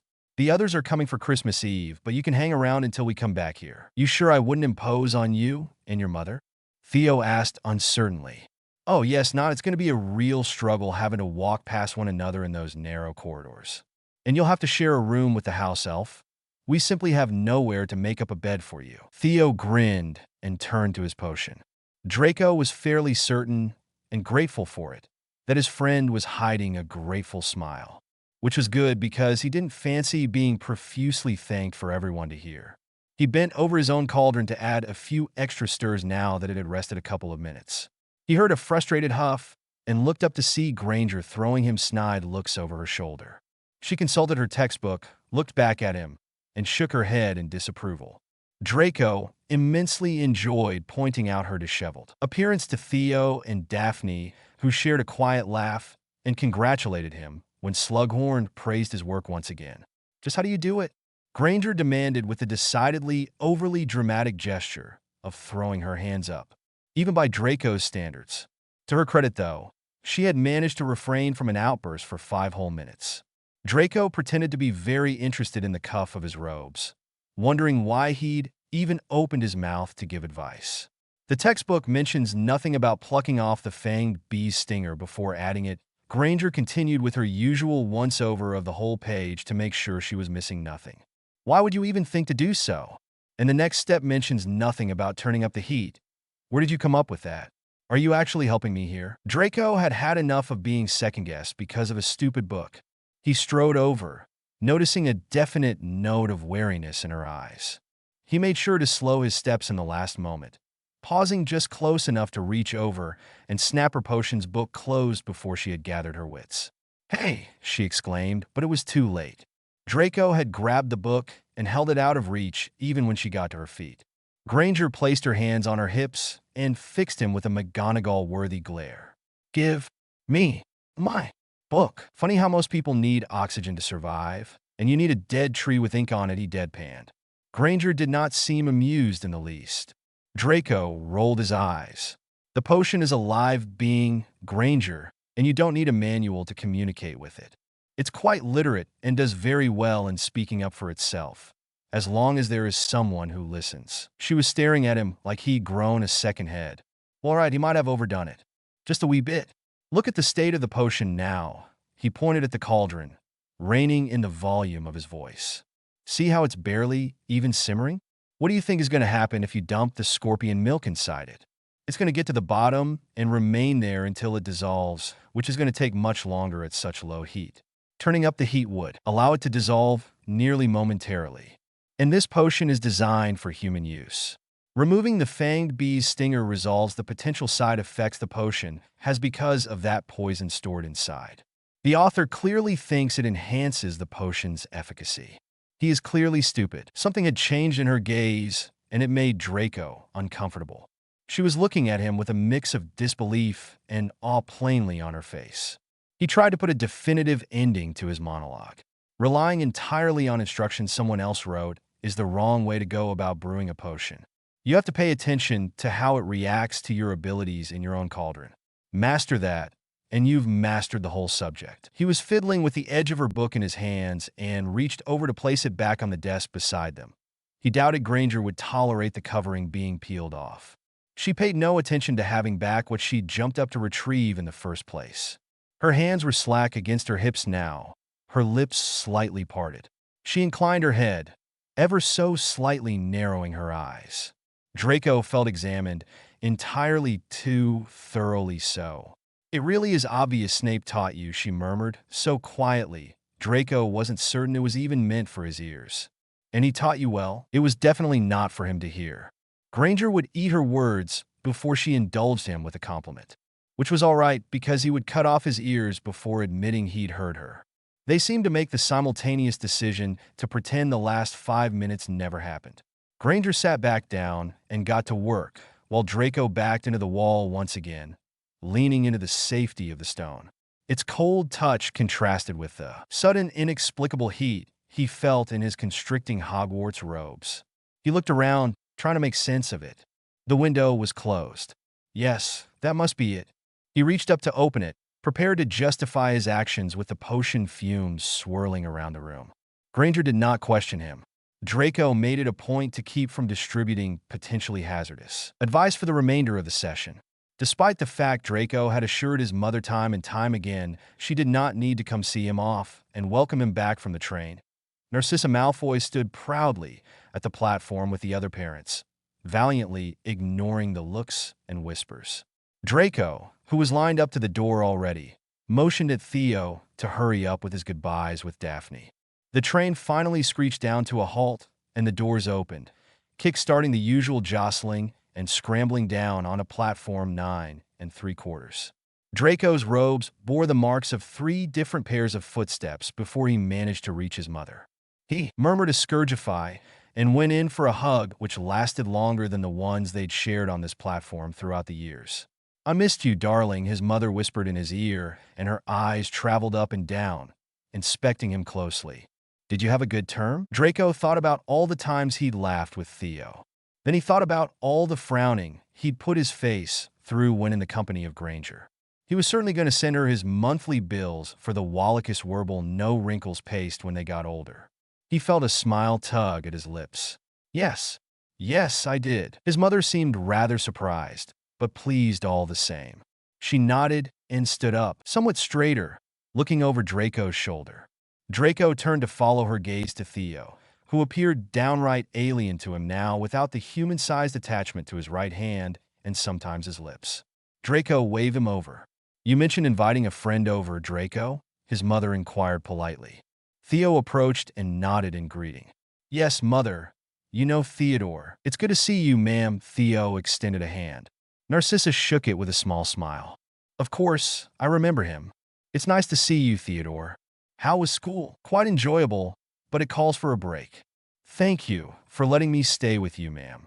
"Call me Narcissa, please." I insist." Theo then. Draco was happy they seemed to be getting on, but the snide looks from passers-by were beginning to get to him.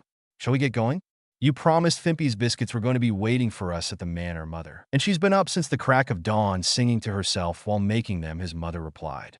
"Come on then, boys, the holidays won't celebrate themselves." Draco lifted his chin as he and Theo pushed their trolleys after his mother, who walked past, everyone glaring at her like she didn't notice them. When the 3 of them crossed the gateway into the Muggle world, Narcissa subtly directed them to the side of the main event that seemed to be happening in the middle of the station.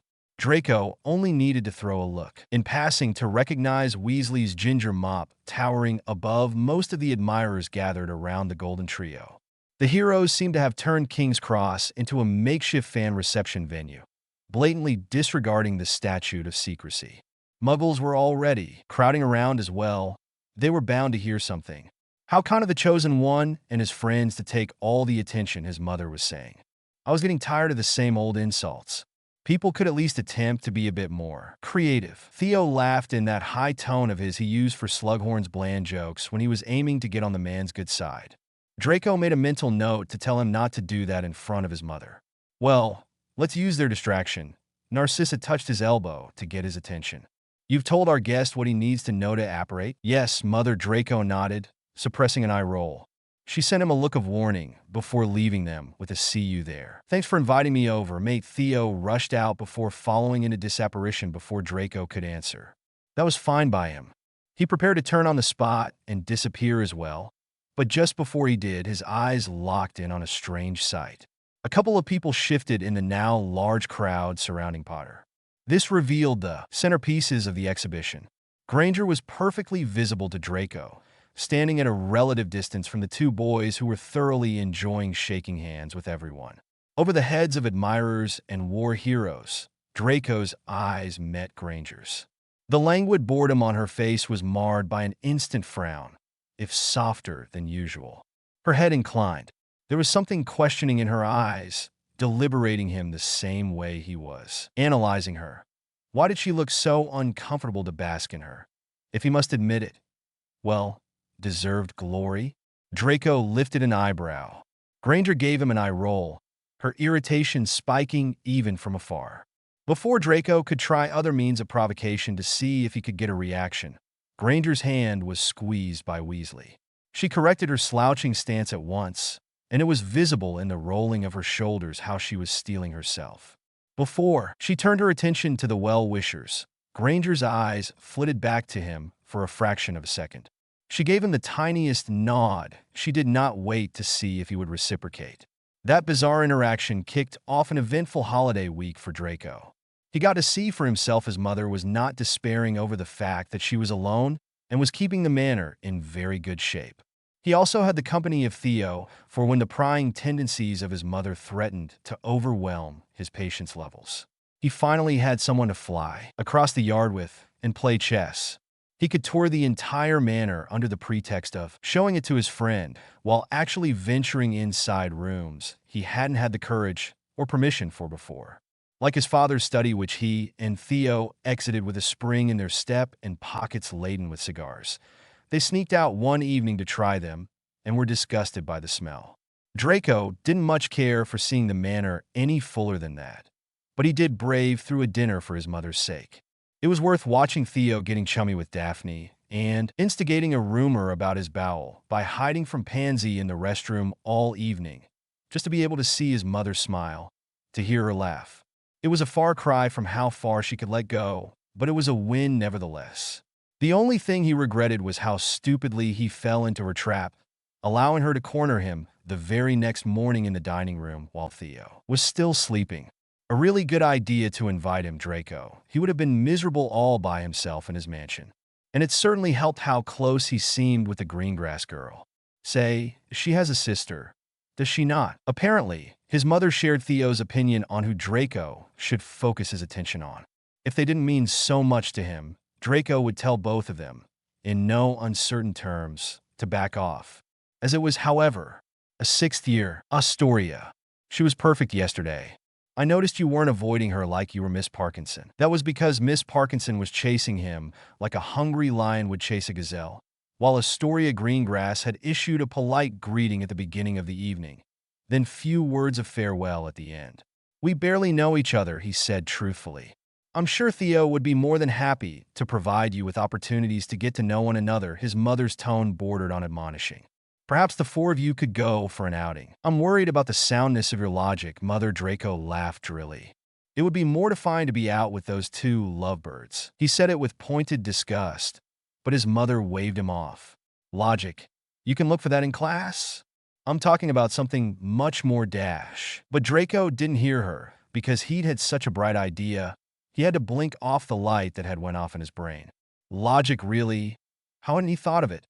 Explaining the delicate nature of potions with pure logic would appeal to an orderly mind like Granger's. Perhaps enough to ensure she could grasp the basics and go on by herself.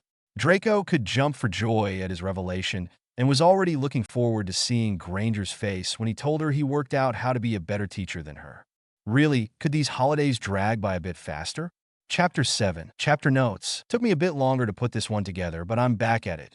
Enjoy. Arriving back to Hogwarts was a relief. Even though he hated to leave his mother behind on her own, Draco had grown rather tired of her dropping not-so-subtle hints about how nice it would be to go on double dates with Theo. Yeah, as if. Watching him suck Daphne's face like a Dementor and being expected to do the same to Astoria. She was pretty, he supposed, as far as beauty went. By social standards, at least. Draco found himself judging the sleek blonde hair. Always so put together. At some point after having his home invaded by a murderous maniac, his aunt notwithstanding, Draco had decided put together was overrated. Thanks Salazar, the Hogwarts Express whistled and Draco pulled away from his mother's hug to run aboard. He did stick his head out through a window in a most uncivilized way, and he waved at her with an apologetic expression on his face. His eyes, however, were busy, scanning the few students left on the platform. He was surprised by the stab of disappointment when he saw no familiar faces, having no idea what he was actually looking for. He was pulled away, quite literally, from his musings by Theo. He yanked Draco by the back of his robes, which resulted in the latter banging his head against the window. They exchanged the customary words of apology for the situation. Are you a cretin? I was trying to knock some brain into you. Then went about finding an empty compartment.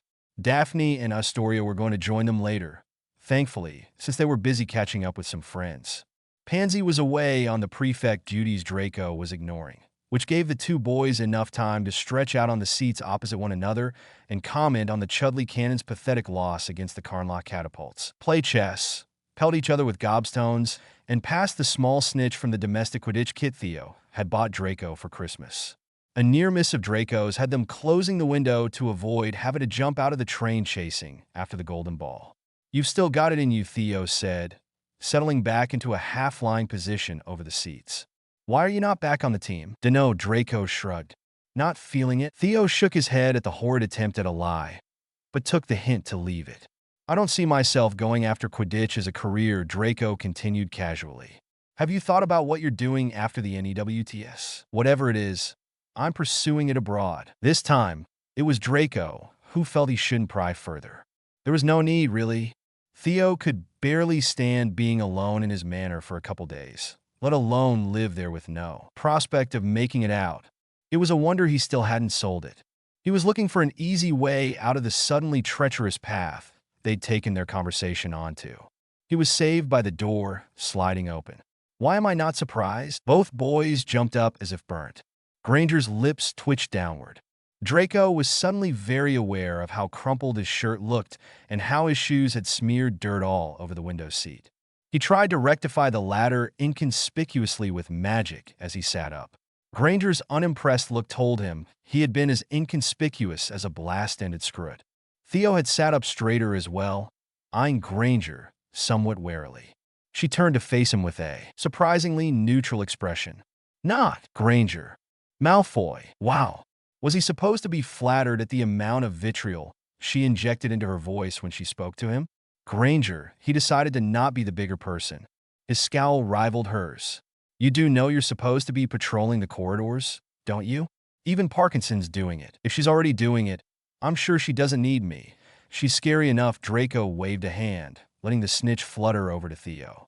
Granger placed her hands on her hips. She looked like she wanted to murder him and did not care for the consequences. Draco shuffled away from her. I'm certain you're keeping yourselves entertained here. Granger eyed the snitch in Theo's hand with unhidden contempt.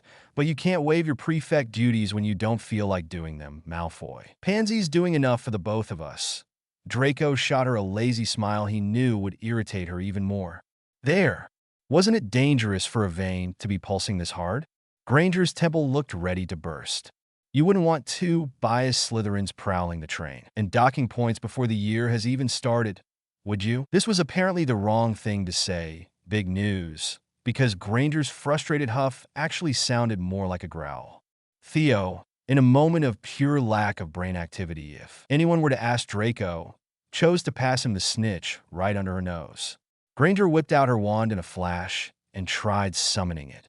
Draco would have found it hilarious, given that she could have easily caught it if only she wasn't so averse to anything Quidditch connected, as well as the fact that simple magic could not affect a snitch. However, Granger's movement ticked off the little golden ball, and it dipped below her outstretched arm, darting out into the hallway through the gap in the open door. No! Draco made to grab it, but it was too late, and he only managed to put himself in unwanted proximity to Granger's legs. He hastily pulled back and got up from his seat. It was gratifying to see her slowly sinking below eye level. Good job. My Christmas present is now loose in the whole bloody train. Granger did not look the least bit abashed. Hopefully its sentimental value will prompt you to do your rounds, where the sense of duty couldn't. Draco would have been glad to confess to a complete lack of sense of duty or honor, but he had actually quite been looking forward to playing with the snitch. Oh, I will do my rounds, he pushed past her, ignoring Theo's stifled chuckle. Starting with the first year's compartments. You will not scare the children. Granger's voice carried to him after the slamming of the compartment door. She was at his heels. The train was crowded and the corridor was bustling with movement. Everyone thought it imperative to visit their friends right this minute, when Draco's snitch had managed to make a break for it. He knew he wouldn't be able to find it among the throng of feet stepping on his own, arms flurrying about, robes and muggle clothing confusing even his trained eye.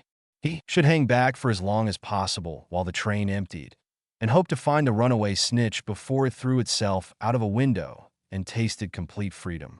Draco's efforts now were focused on escaping from Theo's remarks of ridicule and Granger's incessant blabbering.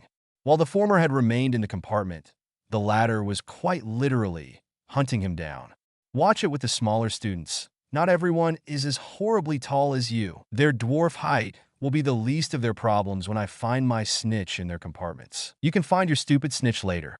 Try to make yourself a bit more presentable for rounds. Like him? Hey, you possum. Why are your shoes not laced? Malfoy. Don't worry, Kevin. There is a simple spell. There you go. Hey, prick. Wow. Draco mock gasped, such language from the head girl. Aren't you supposed to be setting an example? I am.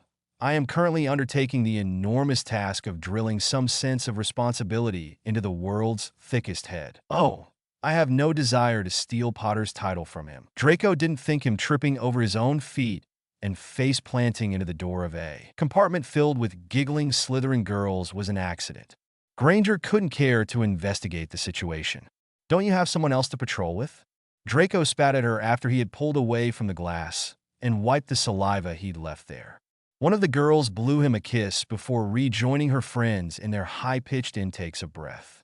Shouldn't the head girl be walking around with the head boy? Macmillan, of all people. At least he'd annoy her. Or even better yet, or perhaps your boyfriend wouldn't like that. He's a prefect. Go skip along after him. Again, he'd said the wrong thing.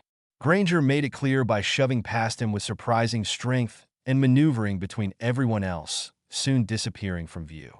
Good riddance, Draco thought, ignoring the slight tightening in his chest as he watched her go. Pushed, as if he cared where Granger was headed. It did look like it wasn't anywhere near Weasley, which made Draco a bit curious. Curious, not caring, however. He repeated that in his head a few times to make it stick. It was an important difference. He also decided to ignore the feeling of disappointment. He wouldn't get to share his profound idea with Granger. The temporary peace she had indicated via a nod at the start of the holidays had surely come to an end with that foul shove just now. After dinner, Draco could make two statements. One, he had not found his snitch. Theo acted like the epitome of friendship itself, proclaiming how he knew Draco valued his gift, and it wasn't his fault he'd lost the snitch. Theo also said he would love to throw another portion of his father's money to buy Draco a brand new full set, if only he could have the enjoyment of watching Granger steal Draco's toys again. The second thing Draco could personally attest for, Theodore not too was an arse. He'd laughed himself stupid all the way up from Hogsmeade Station. He'd imitated Draco grabbing for his snitch at dinner. He had even left Daphne behind for the opportunity to walk Draco to the common room, showering him with remarks possessing awful double entendre. Draco managed to regain his freedom only when they reached the dormitory and Theo proclaimed he had to use the restroom. He went, with promises of returning to the torment upon Draco soon enough. Draco contemplated locking him inside. A glint caught his eye in the moonlight as he drew back the curtains of his four-poster, intending to change. He looked towards the window instead, his eyes gliding over the smooth surface of the lake. In the darkness, the water seemed black, and the moon was reflected as if in some sort of dark mirror. And there, making the light dance across the windowsill, fluttered a small golden ball, teasing at the precipice of coming in. Draco, his pajamas slack in his hand, stared at it with a feeling of unrest. He might be able to retrieve his snitch after all. The pajamas dropped to the ground. When Theo came out of the bathroom 2 minutes later, a teasing remark on the tip of his tongue, he found the room empty and the golden glint near the window nowhere to be seen. The night air outside had the typical January crispness to it, and the lingering smell of something sweet in the air, a reminder of Christmas. There were still clumps of snow here and there strewn about the lawn. Draco didn't mind, seeing as he'd mounted his broom nearly the moment he got out of the castle. He zoomed past the greenhouses and Hagrid's. Hug grew bigger and bigger as it came towards him. Then he swerved and it fell behind on his right as he aimed for the lake. It was unlikely the snitch would be waiting for him there, of course, but Draco had the creeping suspicion it would show itself soon enough. In the meantime, a lap around the still lake sounded positively thrilling.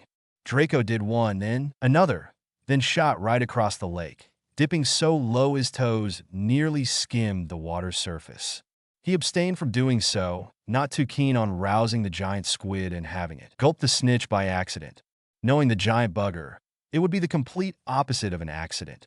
Once, a tentacle had carelessly splashed into the water, sending a considerable amount through the open window in then fifth-year Draco's dormitory.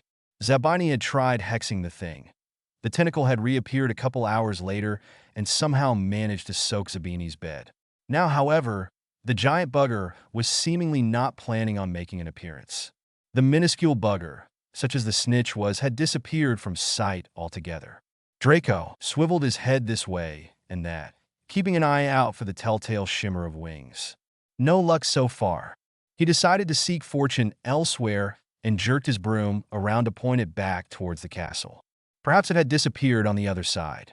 He prepared to follow the stone wall's outline and take a look, when his ears picked up a faint rustle that the nearly non-existent wind could not be responsible for. Draco did a loop and faced the other way. There, nigh impossible to focus eyes on, the snitch was suspended in midair over the middle of the lake. It lacked eyes, but Draco was certain if it had, they would be fixed upon him. His lips curled. A snitch was many things, but a predator was not one of them. Draco, on the other hand, he shot upwards, reaching an unnecessary distant height. Looking down, he could still make out a glimmer of light against the black background. Its wings were still fluttering, though it kept in one place. Its little stint intending to ruffle Draco's feathers was over. It was going to give in, or Draco was going to force it to. He didn't mind the relapse into his old role, even if he was a bit far from the Quidditch field. He took a deep breath, and his vision suddenly adapted to the moonlight. He fixed his eyes on the snitch. His heart thumped in his chest. Once, twice, 3 beats. Draco dove. The wind whistled in his ears. The cold bit at the suddenly exposed flesh of his neck. His robes billowed in the wind behind him. The air current slapped at his cheeks. The lake flew up towards him, closer and closer. Its water was all he could see. It opened up like a beast's mouth beneath him, ready to swallow him. Draco leaned forward, pressing his chest to the broom handle. The snitch flicked its small body around. It gave the impression of looking up at Draco. It was too late. He let go of the handle with one arm, fighting against the force of the air. His hand was inches away. His fingers reached out. He could smell the lake's musky scent. He could see nothing but the snitch already within finger's reach. His fist began to close around it. Draco's lips welcomed the opening notes of a triumphant cry. A sudden shriek delivered a fatal blow to the quiet of night. Draco's ears, assaulted by the sharp decline of altitude, couldn't make out the words being yelled out. He did feel his body go slack, however, and the soft tickle of something against his palm. Chapter 8. Draco's body lapsed into disobedience in the incredibly uncomfortable moment when he fell headfirst into ice-cold water. His mouth, still open with a cry that got swallowed by the splash, was invaded by the offending liquid, a slab of floating algae, and what he was fairly certain was a small fish which bumped into his teeth a few times before making it back out into open water. Somehow, even the faint flapping of limbs was beyond him, and he could only watch the light around him slowly fade as he sank deeper into the lake. Draco was vaguely aware of the thrum of something vengeful in his slowly beating heart. If he died here, he was sure to come back and haunt the knickers off, a slimy appendage. Slimy enough Draco managed to register it underwater and shudder through his stupor, draped itself over his shoulders and curled around his waist. Draco considered whether reaching the bottom wouldn't be preferable to rising back up and breaking the water's surface. The slimy thing left him no choice. How inconsiderate, really, and led him up until he was able to breathe, or rather cough out the water and other things in his mouth, accompanying him in a truly gentlemanly manner until he reached the shore. The moment his feet touched solid ground, the force keeping Draco immobile let go. He scrambled to get away from the offending tentacle, only to face-plant into the hard earth.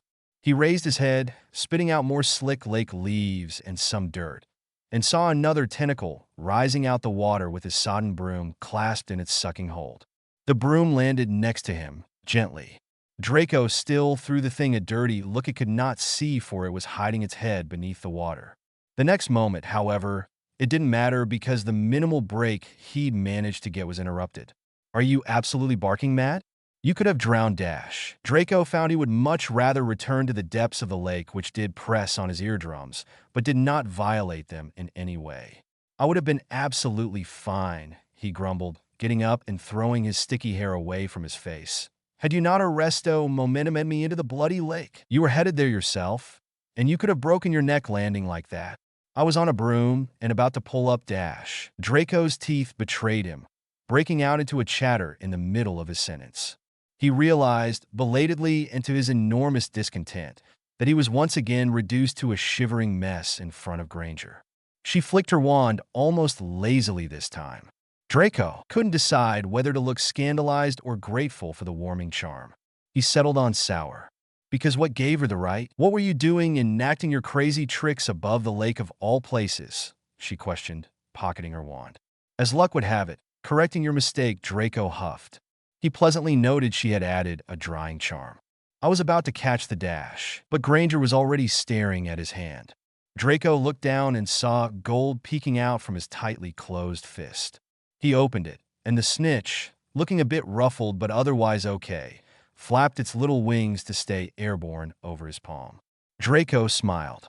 Granger exploded. That is what you were risking your life for? Honestly, you boys can get even more stupid where this absurd sport is involved. Draco looked up because who was she to call Quidditch absurd? Granger's cheeks seemed ruddy in the moonlight. Her own breath came shorter, as if she'd just taken a swim with the giant squid in his stead. Draco muttered something about that and looked away. You were lucky it was there. Granger cut him off. Draco scowled. Granger matched his expression. What were you doing here, though? He returned a question. For the first time, Granger looked uneasy. She fidgeted with the hem of her sleeve, her eyes darting around like a scared animal's. Never you mind. You've got your things. She looked with disdain at his broom lying on the ground and the snitch floating about. We can go our separate ways. I don't wish to be privy to any more hazardous experiments on your part. She did swivel around like nothing had happened. Draco, however, had no intention of going anywhere until he'd got back at Granger for all the embarrassment he'd suffered on her account today. That, and he really didn't want the warming charm to just disappear. So, he did the logical thing to do when one was told he could go on to one's own way. He closed his fist securely around the snitch, flung his broom over his shoulder, and trampled onto Granger's way. She skirted around the lake, obviously looking to go slower, but attempting to escape Draco with a hurried step. That was fine. Being horribly tall had its privileges, such as walking faster than the dwarf-sized part of the population. I could report you, he drawled in a picture-perfect imitation of his childhood voice, which he knew grated on her nerves. It's my duty as a prefect. Granger scoffed. Draco felt endorsed by that. I'm sure Headmistress McGonagall would appreciate the tip-off about her prized head girl, loitering around the grounds after curfew. The depravity. And how would you explain the possession of such knowledge? Granger snapped without tearing her eyes from the path she'd fixed them on. You ratted me out without thinking once. McGonagall didn't fall for your nobility back then. He had been 11 for Salazar's sake. And all he's been thinking of was how to get Potter in detention. That was decidedly not a good argument to use. He decided to change tactics. Don't Scarhead and Weaselby usually accompany you on those endeavors of yours? Did you send them to bed already? Granger physically flinched at the mention of her best friends, and Draco felt an unexpected stab of sympathy. It was evident she didn't want to talk about whatever had made her come out here alone, and it was evident she had no idea how to hide that. Draco supposed he felt a bit sorry for her. It must be awful to have one's emotions on display like that. He had fallen back in his moment of contemplation. Granger was a dozen strides ahead, and the spring in her step suggested she was glad he'd left her alone. Draco, well versed in recognizing subtle cues and following the norms of etiquette, knew he would do well by social standards to turn around and leave her to her dwellings, whatever they may be. It would be the comfortable thing to do for himself as well. He would escape the certain awkwardness there was to be around a moody Granger. Draco surprised even himself by readjusting his hold on the broomstick and jogging forward to catch up. How unexpectedly rude of you to not even bid me goodnight. He decided to change the topic. If I do, are you going to leave? You shouldn't need a reason to be polite, he said in a reproachful tone. Granger threw him a dirty look, but said nothing. She had evidently decided ignoring him was the best course of action. Draco was unexpectedly content to walk a step behind her. The slight breeze ruffled his hair. The warming charm worked wonders against the cold of night. The snitch was resting calmly in his hand, apparently deciding it had wreaked enough havoc for the day. Draco's mood was rapidly improving after getting dunked in the lake and having to be saved by the squid. Even Granger's face seemed to relax. From what Draco could see, the creases of her frown had smoothed out. Her profile, set against the stars behind her, looked warm, inviting even, much like Granger's magic still felt on him. Draco felt in this moment an overwhelming urge to say something, to perhaps be faced with some of that warmth for a change, instead of the biting sarcasm he knew he deserved. He had not the courage to voice any of this, however, and they continued on in their sacred silence.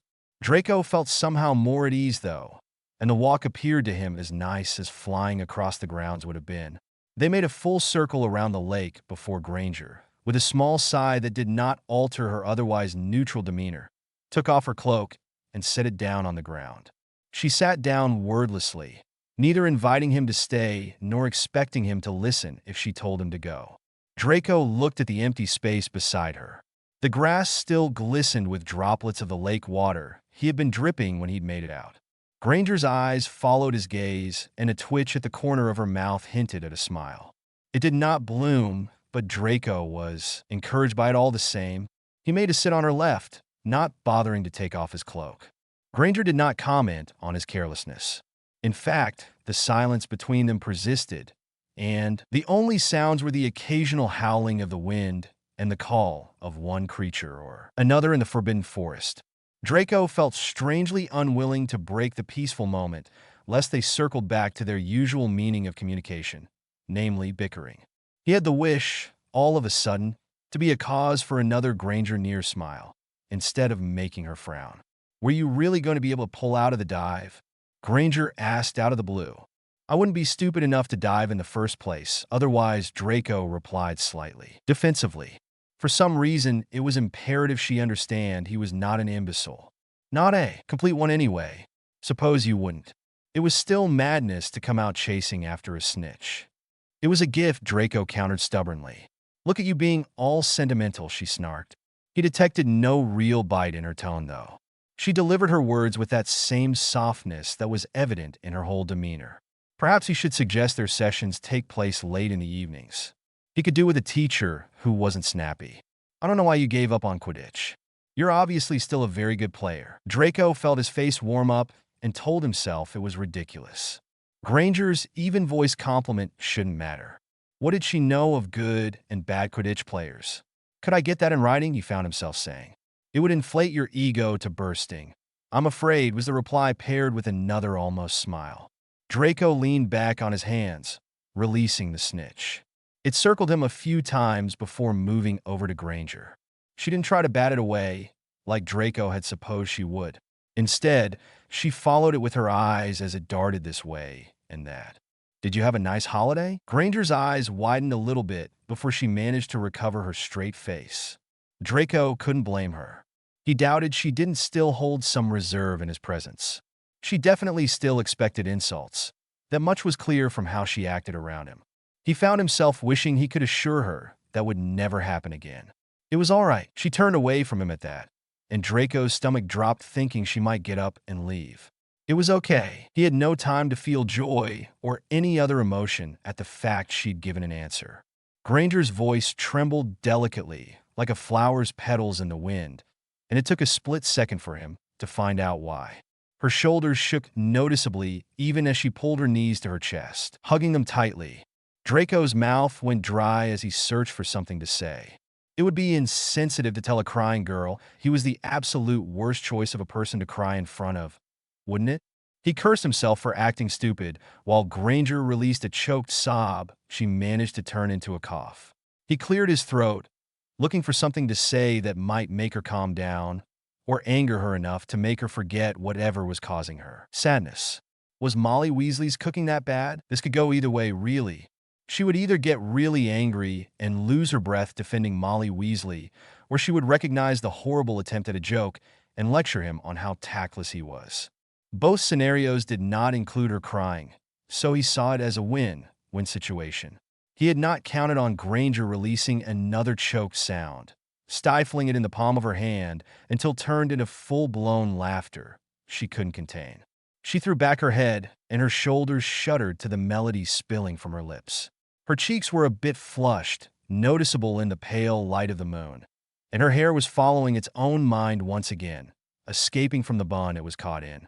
Draco thankfully caught himself gaping and looked away before she could gather her bearings. When she did, he saw her lean back on her hands, as well, drying her eyes with a smile on her face. He felt an almost smile tugged at the corner of his own lips. "You are a menace," Granger threw at him. Draco bit the inside of his cheek. "Is that a yes?" "Malfoy." She swatted at his shoulder, a move he could easily have avoided. He didn't, and the cold touch reached his skin through his robes. He reached to unclasp his cloak. He dusted it off before offering it to her. She stared at the garment in his hand, then searched his face for signs of dishonesty. Not as effective as a warming charm, Draco offered in lieu of an explanation why he was doing this. It was sort of a mystery to him, too. Granger blinked and grabbed the cloak before he could pull a trick and hold it out of reach. "You're being abnormally kind tonight," she said as she placed it over her own shoulders. A peculiar feeling of warmth that no warming charm could ever account for surged through Draco at the sight. "In your own way. Should I check if you're running a fever?" His imagination was running rampant tonight because it conjured up a picture of Granger smoothing away his hair to place her hand against his forehead. He shook his head, a curious way to say thank you. "But I'll take it." Granger turned to roll her eyes at him, but murmured something that sounded suspiciously like thank you. Draco regained his footing in the conversation. "In case you want to compare bad Christmases, I'd present a strong case," he said, remembering his mother's suggestive comments and the effort she'd gone to make sure there were no other seats available at the table than the one next to Astoria Greengrass. "I spent the festive meal being in constant dread of my mother's floating mistletoe." She did not get the hint, I assume. "It's a dream of hers to see me wed and filling the manor with heirs." "And who was the doomed young lady? Or was she mooning at the prospect of receiving your attention?" Draco raised an eyebrow in her direction. Astoria had, in fact, been all smiles and fleeting touches of elbow to elbow or knee bumping under the table. Granger looked like she might fall into another fit of laughter if he told her that. For a wild moment, Draco found himself wanting to hear her laugh again. Astoria Greengrass. He bit his tongue to stop it from revealing anything else. "Weren't you chummy with Pansy Parkinson, Salazar?" "No." Draco buried his face in his hands as she laughed at him, partly to hide his own smile. "I'm not what she's after. My name or my gold would be more suitable partners for her." Granger sobered up. "Now you say that," she trailed off, twirling a strand of hair around her finger. Draco followed the movement. Was he crazy to want to see if it really was as soft as it looked? "Yes, you actually agree?" Draco looked up to meet her inquisitive eyes. She had said something. "I shall need to hear it one more time to be able to make a definitive statement." Granger shook her head, but repeated herself, "Probably. I said I never would have believed you if you'd told me before that I might find similarities between your mother and Molly Weasley." Well, normally, he wouldn't have agreed so readily. The twinkle in Granger's eyes made him humor her. "And in what way?" "Molly also spent the holidays trying to play matchmaker. Weren't you already chummy with her son?" Draco echoed her earlier words. The twinkle in Granger's eyes died out, and she adopted the same forlorn look she'd had when they first sat down. Draco held himself responsible for the change. "We had a sort of falling out right before the holidays," she muttered. He could sense there was more to it, but he thought it unwise to pry. "And did Molly manage to get you to make up?" "We're at a stalemate." Draco nodded, suddenly feeling rather stupid about intruding on her like that. She had probably been looking to spending some time alone the whole 2 weeks she'd had to endure the crowded Weasley home. While searching for a tactful way to leave, Draco was surprised at his strong desire to stay. "Would it be asking too much of you if I wished this conversation weren't spread to all your friends?" He couldn't blame her for being wary no matter how much it hurt. "I'm feeling reliable." Just this once, Draco flashed her a quick smile. Granger nodded and stood to go, scourgifying her cloak after picking it up from the ground. "I hope I won't hear of your tragic death by drowning tomorrow." Negative form of the verb. "We still have our practice sessions. I dare say I'm nowhere near ready to relinquish my potions lessons." "Since you're being reliable at keeping your mouth shut tonight." He mimicked zipping his lips together, and throwing the key in the lake. Granger shook her head and actually verbalized a goodnight. Draco didn't have time to answer before she hurried away. He watched her striding away, and it dawned on him that he hadn't shared his new teaching technique with her. Once she was out of sight, he turned to the lake once again. A tentacle showed up near the middle, gliding along the water before disappearing back underneath. Draco watched the ripples it had created reach the shore and realized, amid the gentle rustle of the water, that Granger never gave him back his cloak. Chapter 9. Chapter Notes. Baby steps forward face with end over mouth. Draco hadn't confirmed with Granger their next potion session. They met up on Tuesdays, usually, and she had said she had no intention of dropping them. However, after the strange encounter by the lake, which Draco had tried to convince himself an innumerable amount of times had not happened, she might decide it was better to keep her distance. Draco still wanted to kick himself every time he remembered his intrusive manner that night. He had behaved like a caveman who possessed no concept of etiquette. He wasn't certain whether his relaxed demeanor around her had been a bigger mistake than following her and ruining her walk. It had been so out of character for him. Even Granger herself had noticed. It was bollocks from the first moment McGonagall and Slughorn came up with this ridiculous idea. If it weren't for them, he wouldn't have had to spend his Tuesday evenings in an entirely too small classroom, which seemed to shrink with every session he took with Granger. He wouldn't have had to shiver through Sunday mornings while discriminating against cockroaches on account of ladybugs because a certain someone was too fond of them. Don't aim for the ladybug. What if you get it wrong and it has to suffer the consequences? What of the poor cockroach? Besides, I won't get it wrong. Do not go for the ladybug. He wouldn't have had to spend the Christmas holidays in a wired state, his desire to come back larger than could be justified. He wouldn't have had to embarrass himself in front of a compartment of giggling girls, nor to set out after hours on a wild goose chase. After his snitch, he wouldn't have sunk in the Black Lake, and the giant squid wouldn't have had to pull him out. Most of all, if he weren't forced to work with Granger in the first place, he wouldn't have had to pour so much of his energy into denying, even to himself, that he was having fun. Nevertheless, he felt the need to make sure they were on for tonight. As his feet carried him up to the Charms corridor, where he knew the Gryffindors would be leaving for lunch, Draco tried to convince himself he was doing this only because it would be a waste of his time to wait for Granger otherwise, when she might not even show up. He had almost managed to do it when he rounded a corner and saw the last group of 7th years hurrying the other way. Had Flitwick let them go early? Draco was not about to approach Granger in the Great Hall and face the scrutiny of Potter and Weasley. Unbidden, the memory of what Granger had told him by the lake came back to him. Was she still not speaking to Weasley?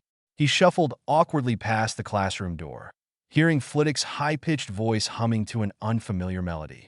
Managing to remain unnoticed, Draco followed in the steps of the Gryffindors, reasoning that he could try to catch Granger after arithmancy, or in case that failed as well, an evening wouldn't be entirely lost waiting on her. Draco shook his head at that and replaced it instead with the idea of avoiding Theo and Daphne. Yes, an evening wouldn't be lost on doing that. He had nearly reached the end of the corridor when a hushed murmur reached his ears. Draco raised his eyes to the painting on his right, thinking that the ladies painted sat in there. Cushioned armchairs might have something to say about his appearance. He fixed his crooked tie, but the armchairs were empty. The women had abandoned their tea to grow cold, having run out of gossip to discuss and set out to search for it elsewhere. The hushed voice rose in volume then, and Draco realized it was coming from a side corridor which hit a dead end at a suit of armor. Could have had the decency to thank me for that. Thank you. A second voice joined the first, and Draco recognized Granger's signature pitch of annoyance in the jagged question. I have to thank you for disregarding my wishes and dash. It would be nice if you thanked me you had a place to stay on Christmas and a family to celebrate it with. I did have a place to stay, Ronald. Granger's voice rose to match his. Draco, who had intended not to violate her privacy this time, found himself hanging back. A large, empty house. Weasley snorted derisively. Draco was reminded of Theo, and his fingers twitched to grab his wand. Sure, if your definition of a merry holiday is crying your eyes out digging through what your magic hasn't managed to erase, have fun spending Easter there. The meaning of the words was lost to Draco, but he sensed the venom injected into them. He was surprised to hear it so clearly from Weasley, so precisely spat out at Granger of all people. The sentence had evidently thrown off Granger as well, because it took her a moment to answer. "The next time you come find me to talk, make sure you're ready to be an adult about it." Her voice trembled with what Draco hoped was righteous rage, but deep down he knew she was not capable of feeling that toward a friend. She was likely holding back tears. Her footsteps alerted Draco way too late that she was leaving the side corridor, which meant she would bump into him any second now. He didn't have time for a disillusionment charm, but he did jump out of the way just before Granger stormed around the corner. She couldn't have missed the sight of him standing there dumbly, but she paid him no mind, leaving the way he had come and by all accounts not heading towards the Great Hall. Draco's eyes caught a sliver of her face in passing, but the wet track of a tear had already stained her cheek and her shoulders were shaking by the time she reached the end of the corridor. Draco heard Weasley call out something which might have contained the words ungrateful and not going to chase after you again, but his mind was currently preoccupied with the image of Granger's tear-streaked cheek. He wasn't certain why it seemed to imprint itself on the back of his eyelids, nor why his fist was now flexed around thin air. Any thoughts of drawing his wand forgotten. He heard Weasley kicking the suit of armor through a dull throbbing in his ears. The following squeak of pain, which should have made him laugh, merely served to twist his mouth into a snarl. This time he reacted faster, although completely out of his own control, when he heard footsteps coming his way. His body spun, and his hand was raised before he even registered moving. A split second later, Weasley's frame had come into view and Draco's fist had made contact with the side of his face. Weasley had fallen back in pain and amazement, and Draco took full advantage of the moment, throwing himself forward, still in the hazy autopilot mode. He slammed into Weasley and sent them both toppling to the floor. Draco's elbow slammed painfully into the stone, but he paid no attention as he grabbed Weasley's hand to prevent him from reaching for his wand. He himself didn't even think of drawing his. He gave his other arm a shake to get over the blow to his elbow and squeezed his fist, forcing it down onto Weasley without looking where it landed. "Ow! Get off me, you bloody arse!" Gareth. Weasley managed to free his hand and swung at Draco, catching him across the chin before he could dodge. Draco's vision swam, but he did manage to land a fist into Weasley's stomach before the latter kicked his leg and toppled him over. Draco took a blow to the stomach as well, and a dirty kick in the groin before he managed to heave Weasley away from himself. What is going on here? Draco made the mistake of looking to the side where Flitwick stood out of breath. The run from his classroom to here had rendered him unable to speak the incantation of a shield charm. Draco paid the price for that, as well as his own loss of focus when Weasley slammed into him again and pinned him to the wall, reaching to squeeze his throat.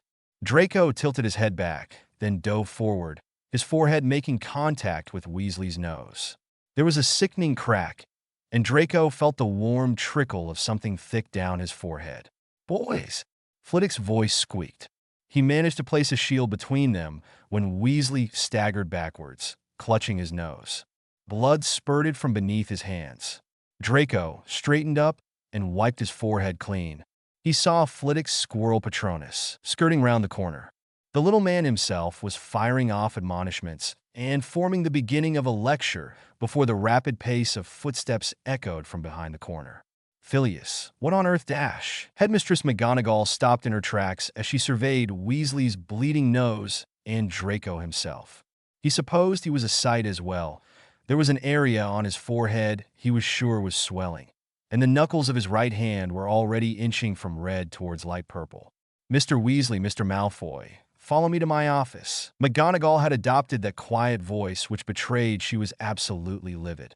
Draco had heard her using it only a couple of times, and it never failed to make him swallow past a lump of fear in his throat. Now, however, he only felt resentment she had come this fast.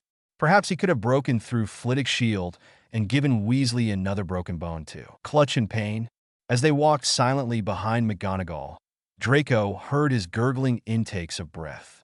The fog in his mind was clearing, and he managed a small vindictive smile before he realized what he had done. The deed itself did not bother him. He would go back and punch Weasley over and over again, and it would elicit the same small smile in the end. Granger's face swam in front of him as he walked. Not teary-eyed like she had been now, but her near smile he'd had the privilege to see by the lake. Now that was worrisome. Since when was seeing Granger almost smile a privilege? Since when were her tears a reason to plunge into a rage-addled haze and engage in muggle fighting? Warning bells rang in Draco's ears, and he likened them to Granger's unbridled laughter at his joke the other day. It was confusing and required much more thought than he was ready to spare at the moment, when he preferred instead to lounge in blissful denial. Luckily, McGonagall had questions as well, and Draco had an excuse to push all Granger-connected thoughts to the back of his mind for the time being. It took a worryingly large amount of strength to heave them all and put a lid on them. Draco had to do something he had never done before. He occluded against himself. "What have you got to say for yourselves?"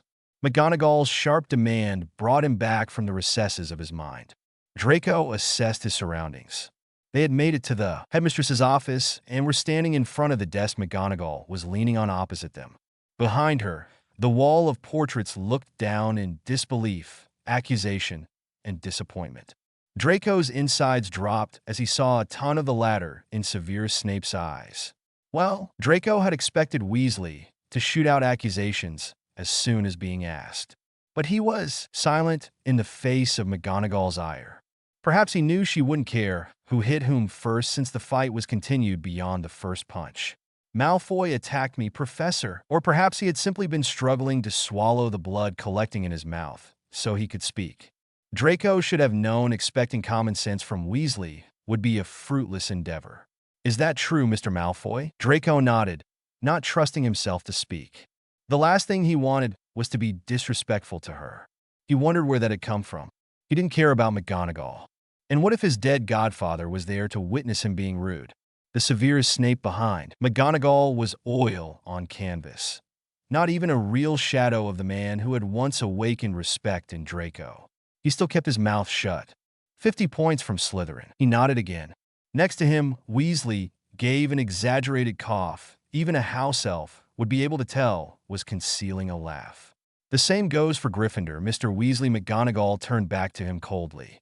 Weasley's head snapped up, splattering blood on the carpet. "But Professor, I was attacked." And judging by Mr. Malfoy's appearance, he did not hold back. She dismissed him.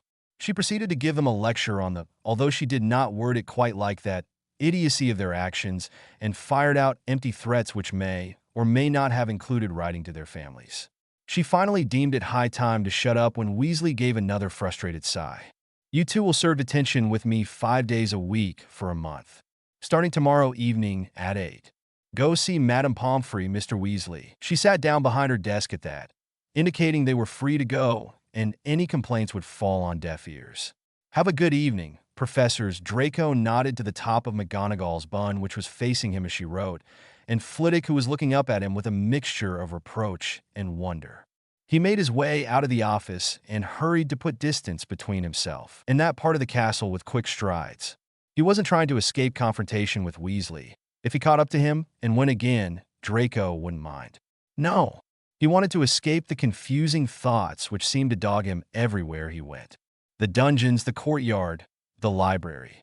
He finally settled on his dormitory, where he spent an hour transfiguring a sock in a bandage he could wrap around his knuckles.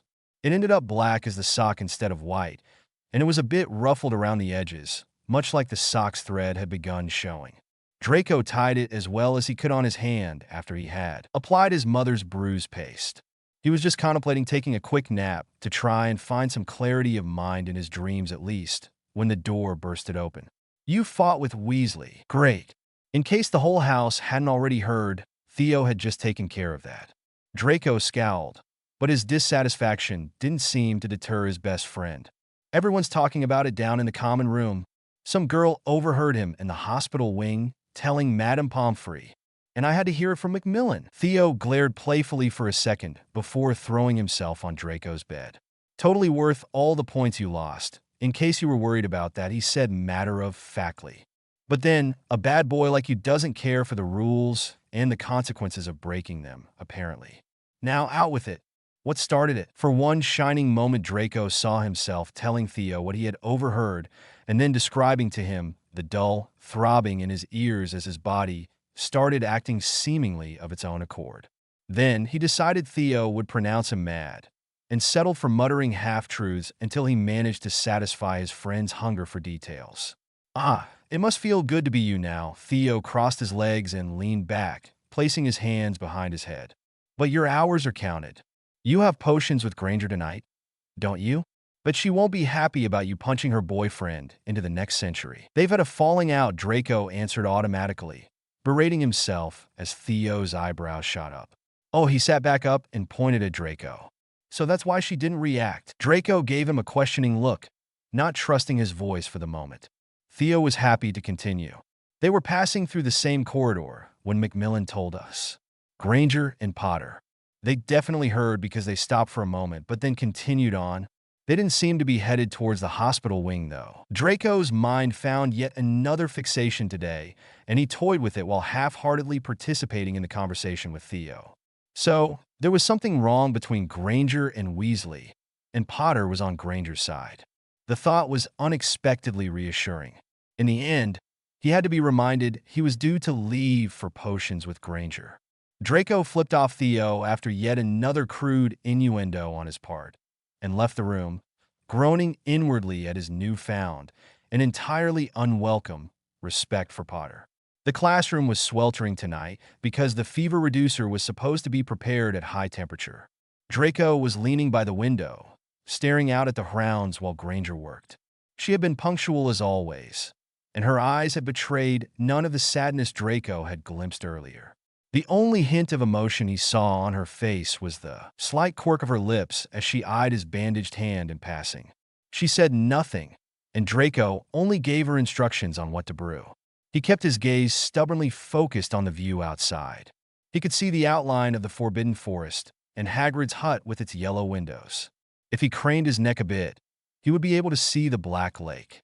All this helped him pretend the room didn't seem smaller to him, and he wasn't having a hard time not thinking about Granger's tears or her smile. Because both of these notions were ridiculous. He had retreated so far into his own head trying to escape them that he nearly jumped when Granger actually spoke and reminded him of her presence. I can't believe I'm saying this, but I think I actually prefer Snape like you to quiet you. At least when it comes to tutoring me. Draco tore his eyes away from where he'd fixed them on the horizon for a feeling of stability. You'd like me to come tell you how lousy you're getting on? Not mean Snape, she shuddered. I'd like to hear you speak, as if you're in love with potions again. Draco narrowed his eyes. I don't sound like I'm in love with potions. The potion is a live being, Granger. She imitated him in a horrible drawl. It's quite literate and does very well in speaking up for itself. Draco attributed his gawping to the fact she had remembered his advice word for word. It definitely wasn't, because her usual frown had given way to a sly smile. Her eyes were twinkling with a challenge, and one eyebrow was partially lifted. Her cheeks were flushed from the heat. Her ponytail had remained orderly for the most part. There was only a strand of hair fallen down the side of her face.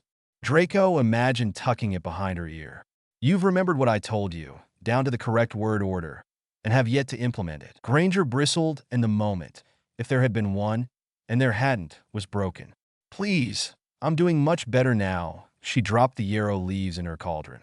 Even if you don't want to admit it, Draco was struck by a sudden idea. Why do we use yarrow for the fever reducer? Granger's hand faltered in her stirring.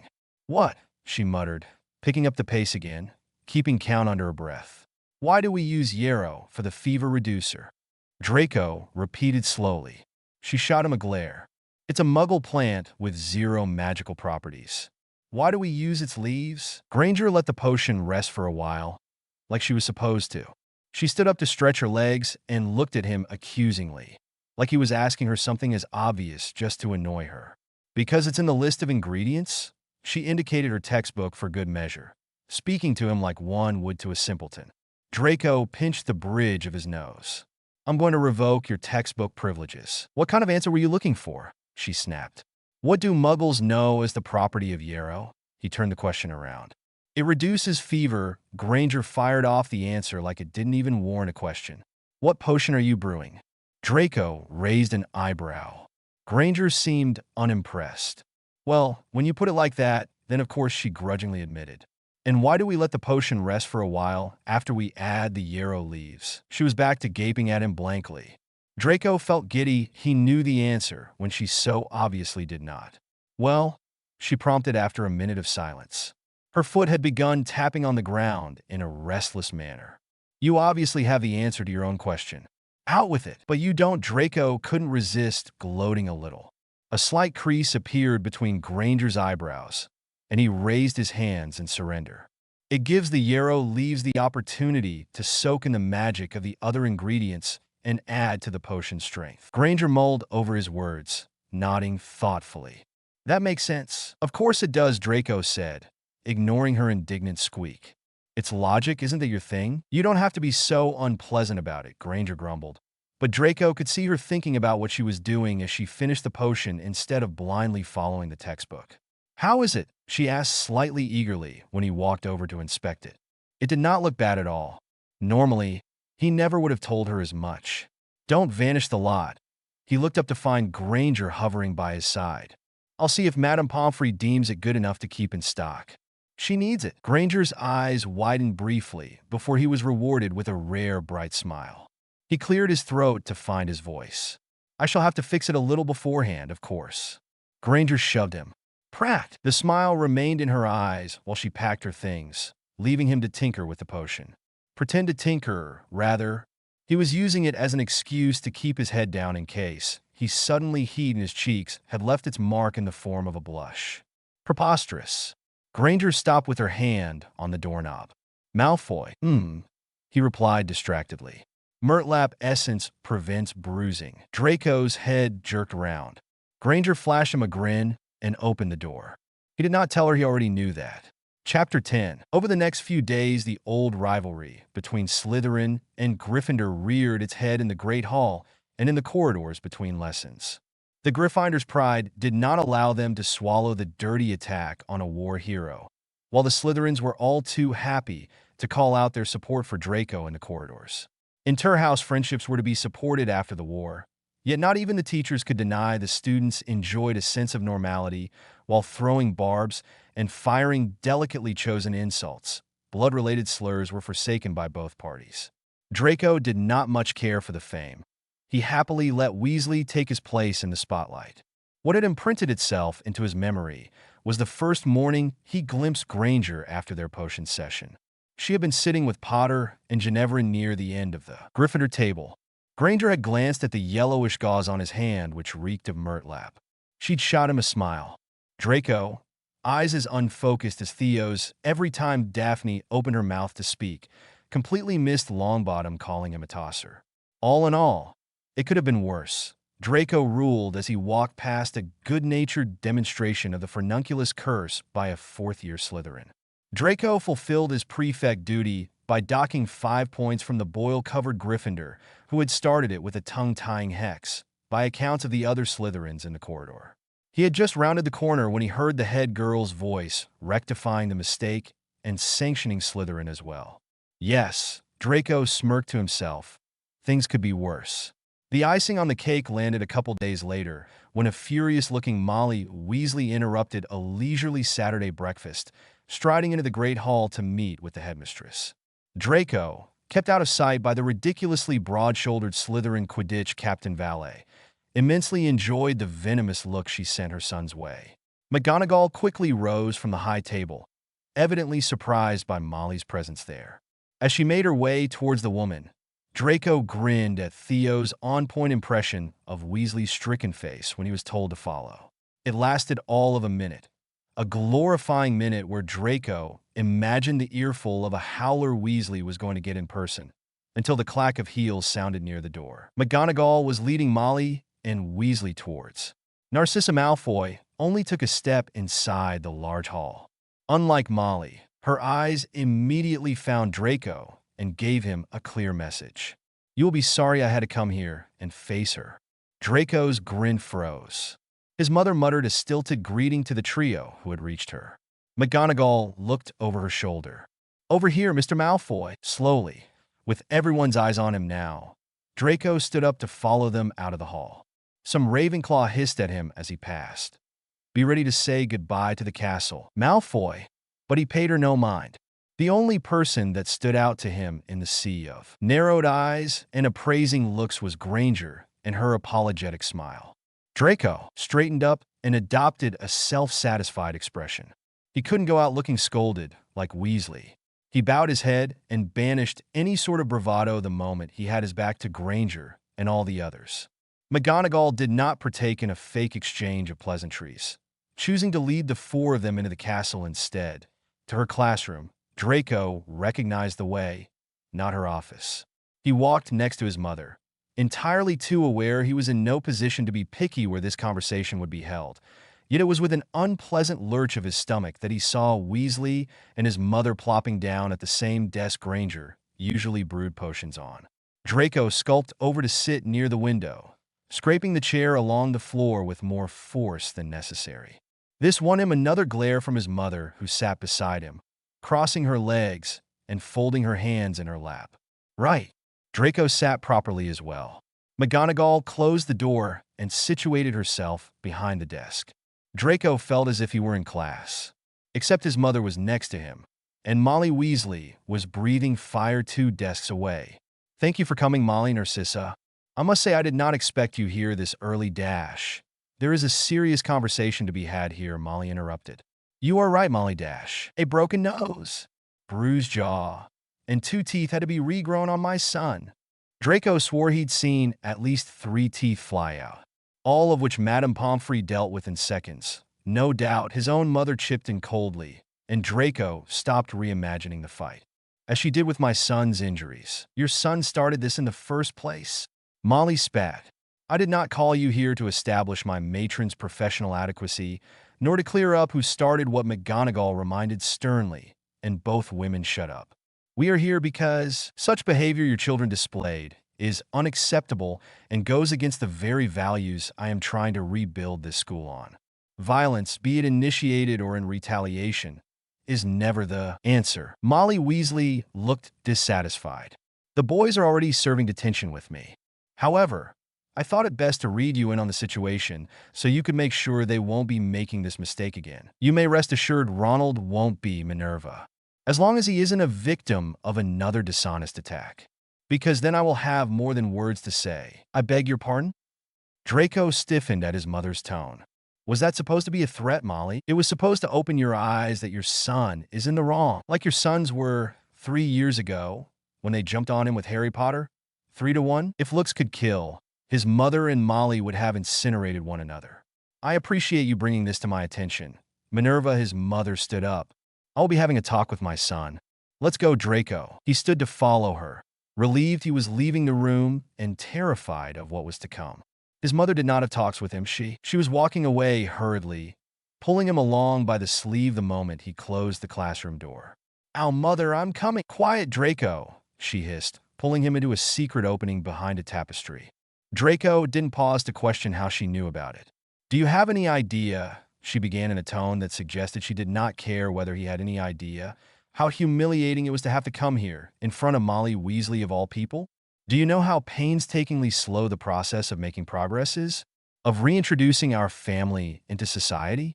All for you to do this. Draco personally thought nothing screamed reformed Malfoy louder than a Malfoy fighting like a muggle. He decided not to share his philosophical views right now. I apologize, Mother. I should have been thinking. Of course you should have. You were. I know you, Draco. You are not stupid. The question is what you were thinking. She looked at him, her face a perfectly composed mask despite her anger.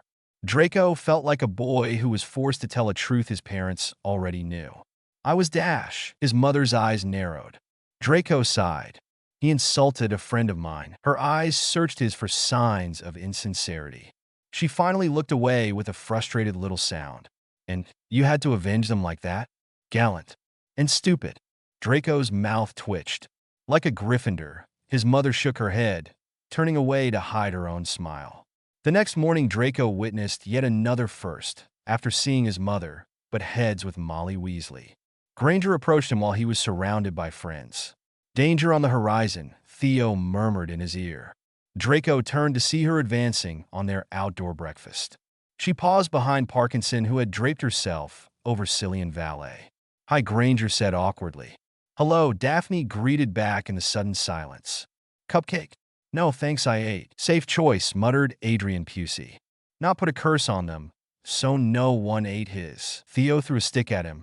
Draco met Granger's unsure eyes and spared her from having to use up all her Gryffindor courage by hanging around snakes too long. "Ought to be off," he stood up and dusted off his hands. "Transfiguring ladybugs," he offered as explanation. Granger scowled. "Just don't transfigure him into a ladybug, Granger," Valet called. "He's sort of a house mascot these days." "Draco the ladybug sounds like a good enough mascot to me," Parkinson snickered. Draco kicked dirt in their plates. Granger murmured a goodbye, which got a chorus of answers. This boosted Draco's mood, and he led her away from their little group with a spring in his step. So, he turned around to face her when they were out of earshot, walking backwards. "What is on the agenda for today? Should I attempt to give myself fly wings?" Granger chuckled, probably imagining him flapping helplessly about. "I didn't come out for our session," actually, Granger said. Draco suddenly felt lighter, jumping over a protruding root. "You forgot?" He clutched at his chest with a dramatic expression. Wishful thinking, she reached out to shove him. Draco swirled out of the way, sticking out his tongue at her. She mock glared at him. "Well, I was about to say I hope you didn't get shouted at too much yesterday, but I'm no longer sure you deserve sympathy." "My poor ears survived," somehow Draco assured her with a serious expression. "Might have to keep them safe from your screechy voice for a while, Dash." "I do not screech." Granger screeched. She surged again to hit him. Draco narrowly escaped. Only her fingers trailed across his arm, creating a curious titillating sensation. "You slippery Dash." "Granger, if you say snake, Dash." "Ferret," she grinned triumphantly. Draco was unfairly distracted by the blinding smile. It gave her all the time she needed to ram into him with a shoulder, quite Quidditch-like, and send him falling on his backside on the ground. He yelped, rolling over and lying flat on his back. The grass was cold under his cloak, but Granger's smile seemed to attract the sun to shine on them as she stood over him. Bested, she transfigured a few strands of grass into small hooks which caught in his robes. "Neat. Although you didn't even allow me to draw my wand," Draco complained. "Not my problem you're slow. I duel with a perfectly adequate speed, Granger. Yet you're down." She blew a raspberry. "And I have a condition for letting you go." Knowing he wouldn't mourn a ripped cloak all that much, Draco decided to humor her. "I'm all ears." She placed her hands on her hips and fixed him with a very serious look. "Stop calling me Granger." "What?" Draco had expected she might want him to apologize for docking points the other day. "It sounds awfully formal," she insisted. "You call me Malfoy," he pointed out. "Well, you're Malfoy. And you're Granger." "I'm Hermione." "I'm Draco, then." She placed a finger on her chin contemplatively. "Deal." Her hand reached out for him to shake. Draco placed his hands under the back of his head, closing his eyes. Let me think about it." The pale January sun made his eyelids prickle until a shadow positioned itself over him. "I'm still holding you down," Granger reminded him. "Fine." Draco took the offered hand. Granger's handshake was firm. His was a ruse to pull her down on the ground. Granger landed on him, a knee in his stomach, and rolled over immediately, breathless from the unexpected fall. "That was dirty." "Who said I played fair?" Draco rubbed at his stomach. He felt the small hooks take back the form of grass. Granger pocketed her wand, mirroring his earlier position with her hands beneath her head. Draco was suddenly very aware she had landed on top of him and was currently very close by. His insides were doing this funny trick where they felt weightless. Hermione, he thought. Hermione was next to him on the grass, looking up at the clear sky and breathing out puffs of cold air which swirled in strange shapes overhead. "I did." Hermione finally deigned to answer his earlier question. "I think you play fair, but you'd hate for everyone else to know. I trust you won't tell them." "I'm feeling reliable today," Granger mimicked, zipping her lips shut and throwing the key in the air. "Actually, skipping a lesson is the opposite of reliable," Draco pointed out. "You're dodgy today." Well, someone's missing Transfiguration. I told you it's a wonderful subject." What Draco found wonderful was Hermione's smile each time he got a spell right. "What shall I do?" he asked, smoothing over her statement. Surprise me, she replied. Draco looked sideways at her. She was picking at a daisy near her shoulder. He saw a bee buzz by in search for a flower that wasn't confined between two gigantic bodies. He had an idea. He rolled up his right sleeve, pointing his wand at his arm. Hermione shaded her eyes from the sun to be able to watch. Speaking the incantation, Draco altered the magic a bit, making his skin gleam in the stripes of a bee every time the sun caught it. Wow! Granger sat up. Bravo, Draco! That's a curious trick there, Dash. He'd stopped listening when his name fell off those sunlight-glazed lips. His focus strayed and something broke in his spell, but he took in the sound of his name like a breath, and it traveled all the way through him, leaving a tingle down at the very tips of his toes. For a moment, Hermione looked straight in his eyes, and Draco found himself looking into hers. He found a strange sort of depth there, as inviting as it was scary, and he fell. Chapter 11. Hermione's hand felt warm in his despite the frost still creeping up on the window panes they ran past. Hermione, he rolled the name past his lips just because he could. Somehow, having her explicit permission made it all the more exciting. What? She threw him a quizzical look over her shoulder while pulling him forward. Draco couldn't articulate a response in the face of her breathless smile. Come on, it's crucial you get help as fast as possible. Madame Pomfrey told me as much when she treated me for a transfiguration gone awry. How did you manage to botch it? Draco asked, genuinely intrigued, tugging on her hand to slow her down. Ow, do you want to be stuck looking like Bumblebee forever? She clicked her tongue, but then snorted out a laugh when she looked at him. Merlin, you look ridiculous. Ridiculously good, you mean? I mean, you look like you were someone's boggart, and they applied the ridiculous spell correctly. You have a way with compliments, I see, Draco retorted drily. What was with your unsuccessful transfiguration, then? I might tell you, Hermione heaved another pull, if you join me in getting your arse to the hospital wing. Draco jogged after her, their joined hands swinging between them, because he was going to get that story, and because he didn't fancy being glimpsed all stripy by a wayward student. Madame Pomfrey welcomed them with all the enthusiasm of an already overworked matron who had to treat yet another idiot. Well, that's how she looked at Draco anyway. Hermione apparently had VIP status because she received a warm smile. Miss Granger, what a nice surprise. I hope nothing's wrong? Oh, Mr. Malfoy, whatever did you do to your face? Hermione released his hand, and Madame Pomfrey tugged on his wrist to examine him closely. He decided he did not like the change, thank you. But Hermione was already in full explanatory mode, giving a detailed report on the accident with a concerning note of detachment. Draco supposed, when she bent over on the other side of his bed to watch, Madame Pomfrey getting his skin back to its usual color, that she wanted to become a healer. It would suit her. He decided when she stepped away and went to ask a question, her eyes lit with the familiar spark of learning. Her perfume hung around Draco, and he patiently waited for her to finish sucking up to the matron. He decided not to voice it quite so crudely. Thinking of becoming a healer, he closed the door of the hospital wing, and together they set off back the way they'd come. I haven't really given much thought to a career, she shook her head. Well, that would suit you, Draco decided to speak his mind. You're just saying that, Hermione resolutely shook her head. I absolutely mean it, Draco insisted. He saw her trying to hide her progressively reddening face, and continued for good measure. I think you could replace Madame Pomfrey one day. Stop, Hermione bumped his shoulder. Really? She was searching his eyes in that slightly insecure way of hers. She was fully expecting to find ridicule. Draco made sure his face expressed his seriousness when he said his next words. Really? People seem to think I should become an Auror, she looked ahead again. Because of the war and all that. I'm inclined to believe you've had your fill of fighting, Draco's tone tiptoed unapologetic. Besides, I'm sure you were the one who patched up Potter and Weasley all the time. She smiled briefly. Then her eyelids fell heavy as she looked at the ground. She must still be upset with the weasel. How's your hand? She asked, her voice betraying she was looking for a change of subject. Good as new, he lifted it up for her to see. The murtlap made sure it did not stay purple, although it would have contrasted well with my stripes. Hermione shook her head with a small laugh. You shouldn't have done that. Her lips formed a tight line when she voiced this. Why? Draco knew playing dumb by asking her, what she meant was fruitless. Apparently, this wasn't a smart thing to say either. She threw him a look, which was a ghost of the frowns he'd received from her early on. Why is it wrong to get into a fight with someone? Weasley was being a plonker. She scrunched up her nose to show her disdain towards the choice of words. She seemed to be steeling herself for whatever she was about to say next. How much?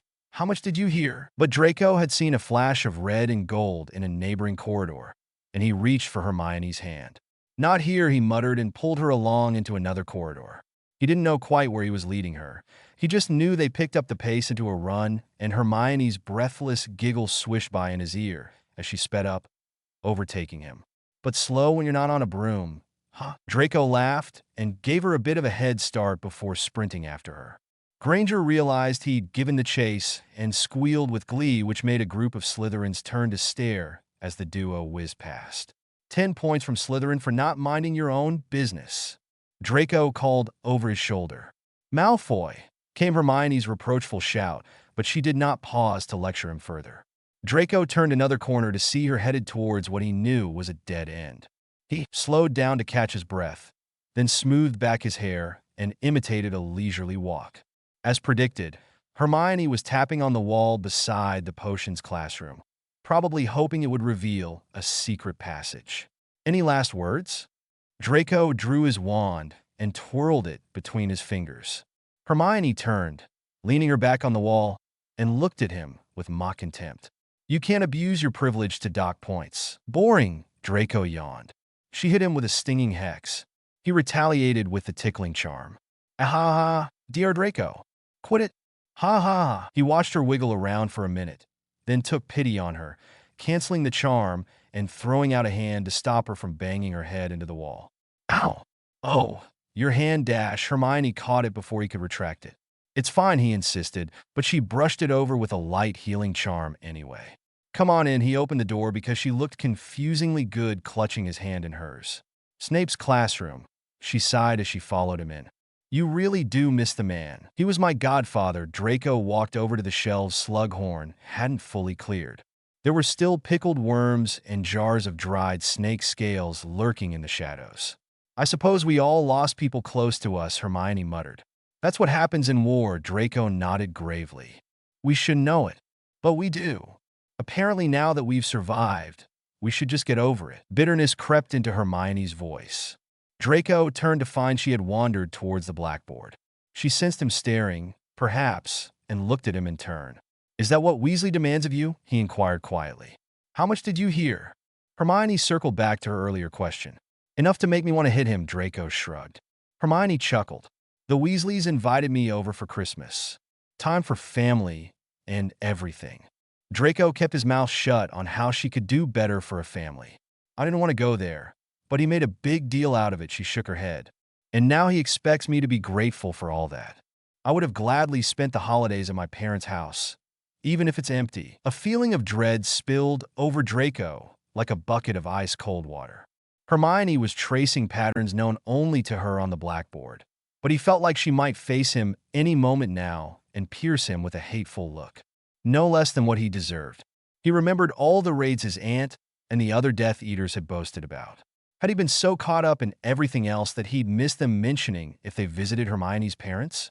Your parents are not there? He worked up the courage to ask because he felt he deserved the ugly truth, and Hermione deserved to have an outlet. No, they. Before the war, I dash. Oh, Salazar. Her eyes were filling with tears, and this time there was no Weasley for Draco to blame. He watched with no little amount of horror as Hermione leaned on the teacher's desk and let out a couple of shaky breaths, trying to collect herself. What I did dash. Draco's feet moved with no conscious command from his brain. Hermione's sobs were faint one moment, then loud in his ears all of a sudden as his arms wrapped around her and he pressed her into his chest. You did what you had to, he murmured into her hair. He resisted the urge to breathe in, you don't go. Her tears seeped into his robes, but he shushed her decisively. I think you'll find I know. Better than most, Draco whispered, awaiting the realization that he was indeed the monster in the room. Instead, Hermione's arms came around him, trapping him inside his own hug. Gr. Granger dash? Hermione, she reminded him, tilting her head up to face him. Draco had an answer ready, that this first-name basis sounded an awful lot like they were friends, and she really didn't need a friend like him. He didn't deserve a friend like her. She would have reproached him for saying this, but it did not matter. His words died in his throat when he met her eyes. Hermione's eyes were breathtaking. Nothing like the dull brown Draco had always imagined they would look up close. Shining. Bright. He was looking at two perfect stars, afraid to make a wish lest it came true. I obliviated them, Hermione whispered, and her eyes swam with tears. It made the light inside dance all the more enchantingly, in Draco's opinion. I made them forget they ever had a daughter and sent them to Australia. I reckoned it was far enough even for Voldemort to reach. She ended her confession with a small sigh of relief. Draco felt it against his skin. Hermione was close. He could smell a floral perfume and could touch the frizzy little hairs on the top of her head if he so wished. He did. He took care not to look in her eyes as he allowed himself that particular thought. Instead, he counted a handful of freckles on her nose. She scrunched it up, making herself look impossibly cute. But she had noticed Draco staring. More on. I'm S-. He took a step back, colliding with the desk behind him and stumbling around it to enforce it as a makeshift wall between them. Since when were Hermione Granger's eyes beautiful? And since when could she make herself look cute? Not Draco approved. By the looks of her, she cared very little for his approval on matters. She was grinning at him from across the desk, the tears in her eyes disappearing with each blink. Am I that bad of a hugger for you to jump away like that? No, I dash. Her laugh sounded in the empty dungeon. Well, almost empty. Crowded, actually. Draco felt it entirely too small when Granger took a step to the left. Draco did the same. She laughed. Again. Now that I can't believe she raised an eyebrow. The big, all-important Draco Malfoy. Scared of hugs? I am not scared. Sure. She feigned throwing herself over the desk, separating them. Draco sprung back. He was beginning to wonder how many laughs he could take to his own expense, even if said laughs were delightful. Quit laughing at me, Granger. Quit calling me Granger. It's your name, coincidentally. My name is Hermione. That's your name to Potter and the Weasley, the chosen friend group. She crossed her arms. You could be my friend as well, right? Draco laughed. She was serious. You're joking. I just told you I did things I'm not proud of. You should really take some of that guilt off your shoulders. You didn't try to kill anyone, Draco countered. Quite a few of your relatives, actually, direct or through marriage. And on numerous occasions, she retaliated with a wickedly wide smile on her face, considering the topic of conversation. Shame you never came through, he shrugged in defeat. She came around the desk to stand before him in triumph.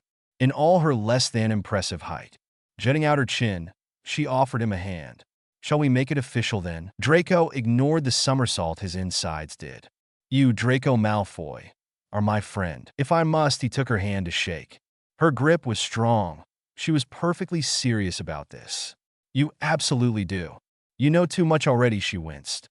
Just in case our friendship leads to you talking to Harry, could you not mention what you heard of my fight with Ron? Conversing with the Chosen One was not in the terms of our agreement. He tried to pull his hand away, but Hermione held fast. Too late, we shook hands on it.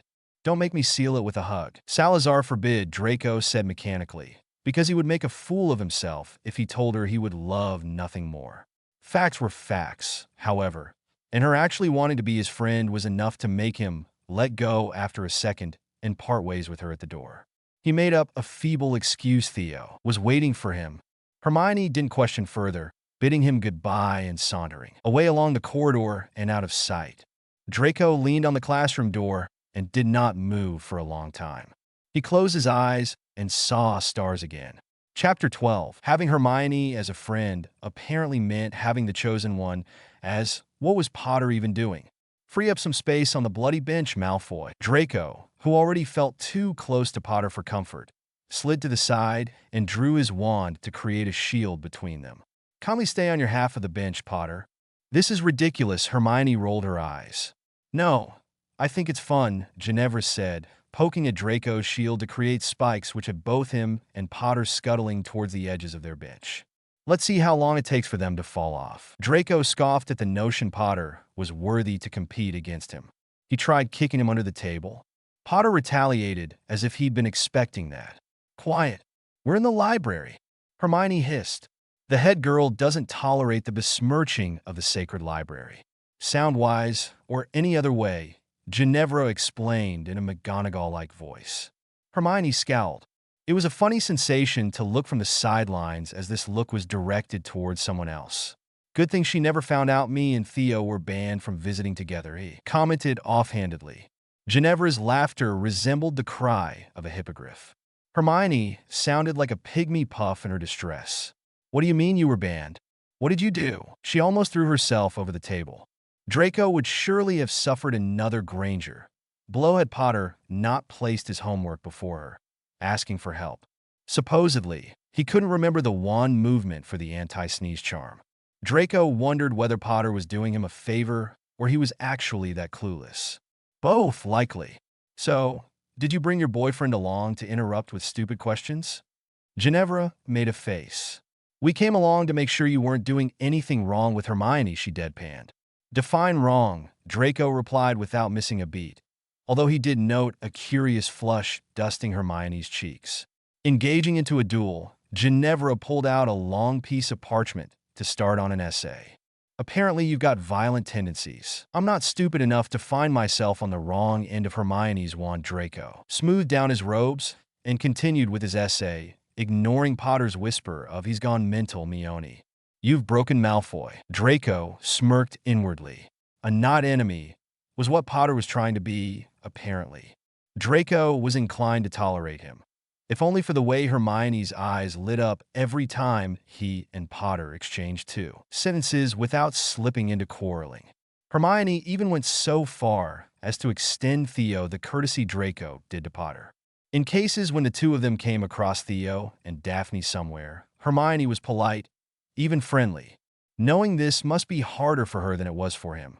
Draco kept his teasing to a minimum.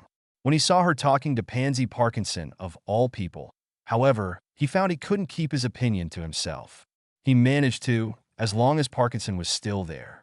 Would you look at that, he said, stepping aside from the other Slytherins who were walking away from the potions classroom in suspicious proximity to the Gryffindors. The golden girl warming up to the sleazy, sneaky Slytherins?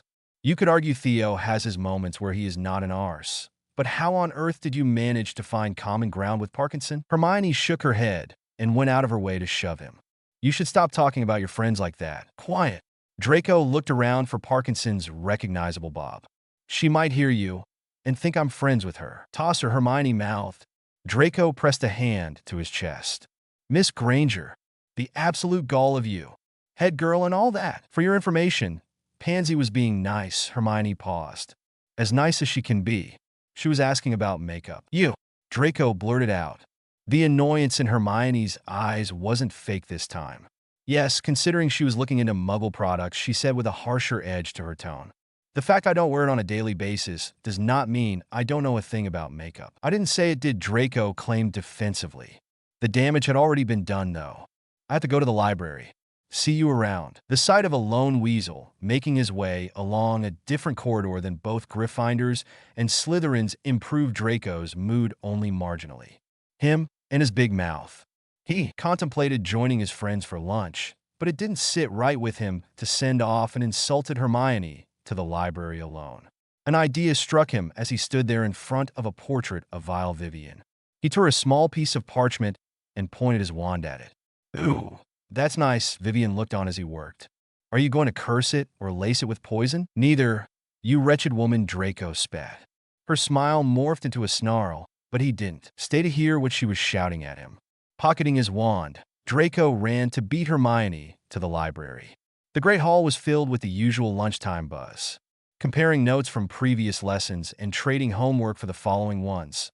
Students shoved down food to be able to snatch away a quarter of an hour's worth of free time. Draco Malfoy's food grew cold in his plate, his gaze fixed on something across the hall, the petals of a paper flower peeking from the side pocket of Hermione Granger's school bag.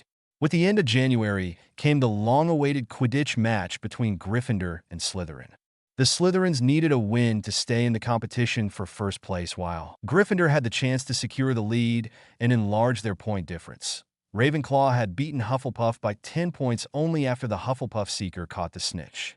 All in all, the stakes were even higher than usual, which meant the annual players' incapacitation attempts were in full swing in the corridors. Draco, despite not playing anymore, did his bit by aiming a jinx at one of the itty-bitty beaters on the Gryffindor team. Unfortunately, Ginevra Weasley witnessed the thing from behind Draco. Madame Pomfrey seemed entirely too amused when he presented in the hospital wing as a sorry victim of the Bat Bogey Hex. The morning of the match itself, Draco, now bogey-free, was dragged along by Parkinson of all people in direction of the Gryffindor table. Draco plucked his hand out of hers and reached out to grab Theo along in the last second. Theo was already attached to Daphne, so the four of them made their way through the hall among whispers. "What are we doing?" Theo asked. "No bloody idea," Draco grumbled. "Are we wishing the Gryffindors good luck?" "That's a great idea," Daphne joined in. "Quit your whining, Malfoy. You were the one who started hanging out with Granger," Pansy hissed. "This is an appalling breach of the inter-house disunity." Draco threw his head to the side in a gesture of dissatisfaction of being forced along. His eyes caught Hermione's in the process. She was sitting next to Potter. "Humph. Well, if they must be good. Wishing them luck? Could be fun." Theo stepped forward. "Oi, ninnies, don't fall off your brooms today." Coot and Peaks, Draco couldn't tell which was which, grabbed their bats in an attempt to look more frightening. Potter motioned for them to put the bats down. "Thanks, not. I'll make sure my team doesn't embarrass your house too much. Mind you don't make any bludgers chase you." "Potter," Draco drawled. He glanced at Hermione for a split second. She looked like she was hiding a smile. "We don't need tips on how to swipe the pitch with your brooms," Ginevra chimed in. "We've done it before." "Good luck anyway," Daphne said. Thanks." Draco sniggered at Ginevra's bemused expression. Meanwhile, Parkinson had moved a few paces further, where Weasley sat at the end of the team's lineup on the bench. She was muttering something, and Weasley muttered back, the tips of his ears going red. Draco raised a horrified eyebrow, turning back to Hermione. She was biting her cheek, hiding a grin behind the rim of her coffee cup. "See you afterwards, then." Theo nudged Draco to collect Parkinson. "Winners by consolation drinks for the losers. What do you say, Captain?" "None of you are even playing," not Ginevra butted in. "Don't underestimate the importance of the audience." Weasley Theo wagged a finger. "But if you insist, we can take the actual team along as well. The more the merrier, right?" "You've got a deal." Potter reached over the table to shake Theo's hand. If only because I'll be enjoying the sour loser's expression on Malfoy's face. "Big talk for someone who's spent more time in the hospital wing than partying after a match," Draco retaliated. They found seats in the front row behind the Gryffindor hoops. McGonagall had personally overseen the rebuilding of the Quidditch pitch, declaring no house sections were to be divided. Hence, the Gryffindor invasion minutes later. "Malfoy, Longbottom, Hermione says you're not a complete twat, and I trust her judgment. Wise. Still hope the quaffle kisses your face today." "Hey, Longbottom, come sit here," Theo called. "You sound like a decent fella." Draco, planning Knott's murder in his mind once again, found himself squished between Hermione and Luna Lovegood. "Hello," Luna said before he could ask Hermione to switch places. Hi. You're a lot more pleasant to be around when you're not insulting me and my friends. Glad to provide good company." Luna moved her uncomfortable honesty onto somebody else. Draco turned to Hermione, who was smiling up at him. "You got the Luna approval.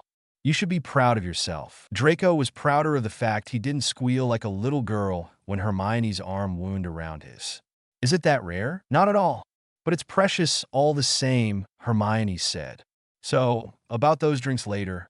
I don't know what came over Not." Draco did not lie. "I think it's a great idea," Hermione said. "You do?" Draco was taken aback. "Yes," she squeezed his arm.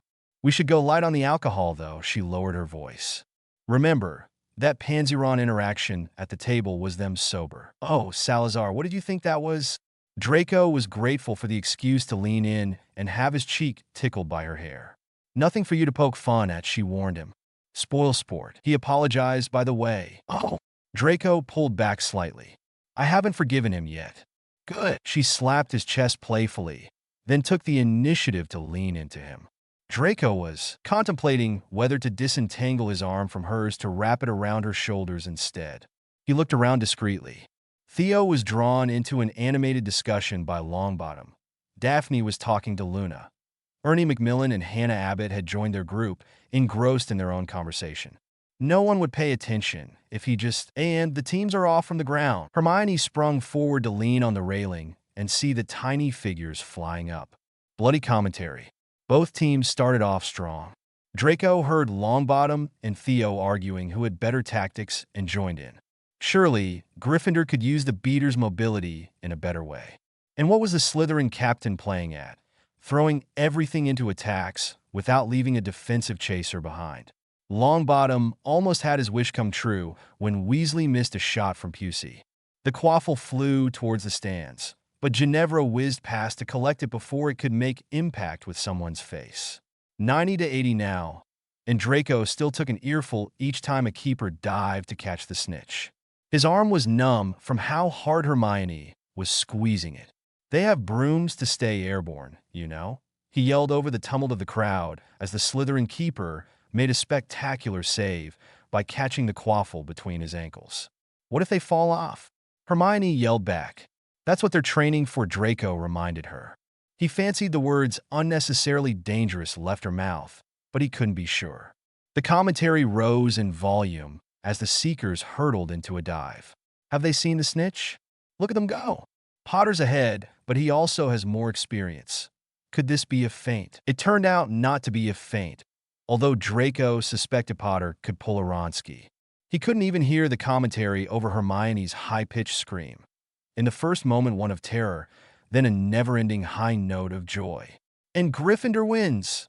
The commentator repeated a few times to be heard, because lots of people were mimicking Hermione's reaction. Next to them, Theo and Longbottom were shouting in each other's faces. We won! Drinks are on you tonight. Draco would gladly join in to tell them he'd pay for their drinks only to get them to shut up. He was busy, however, not freaking out when Hermione's hands wrapped around his waist and squeezed tightly.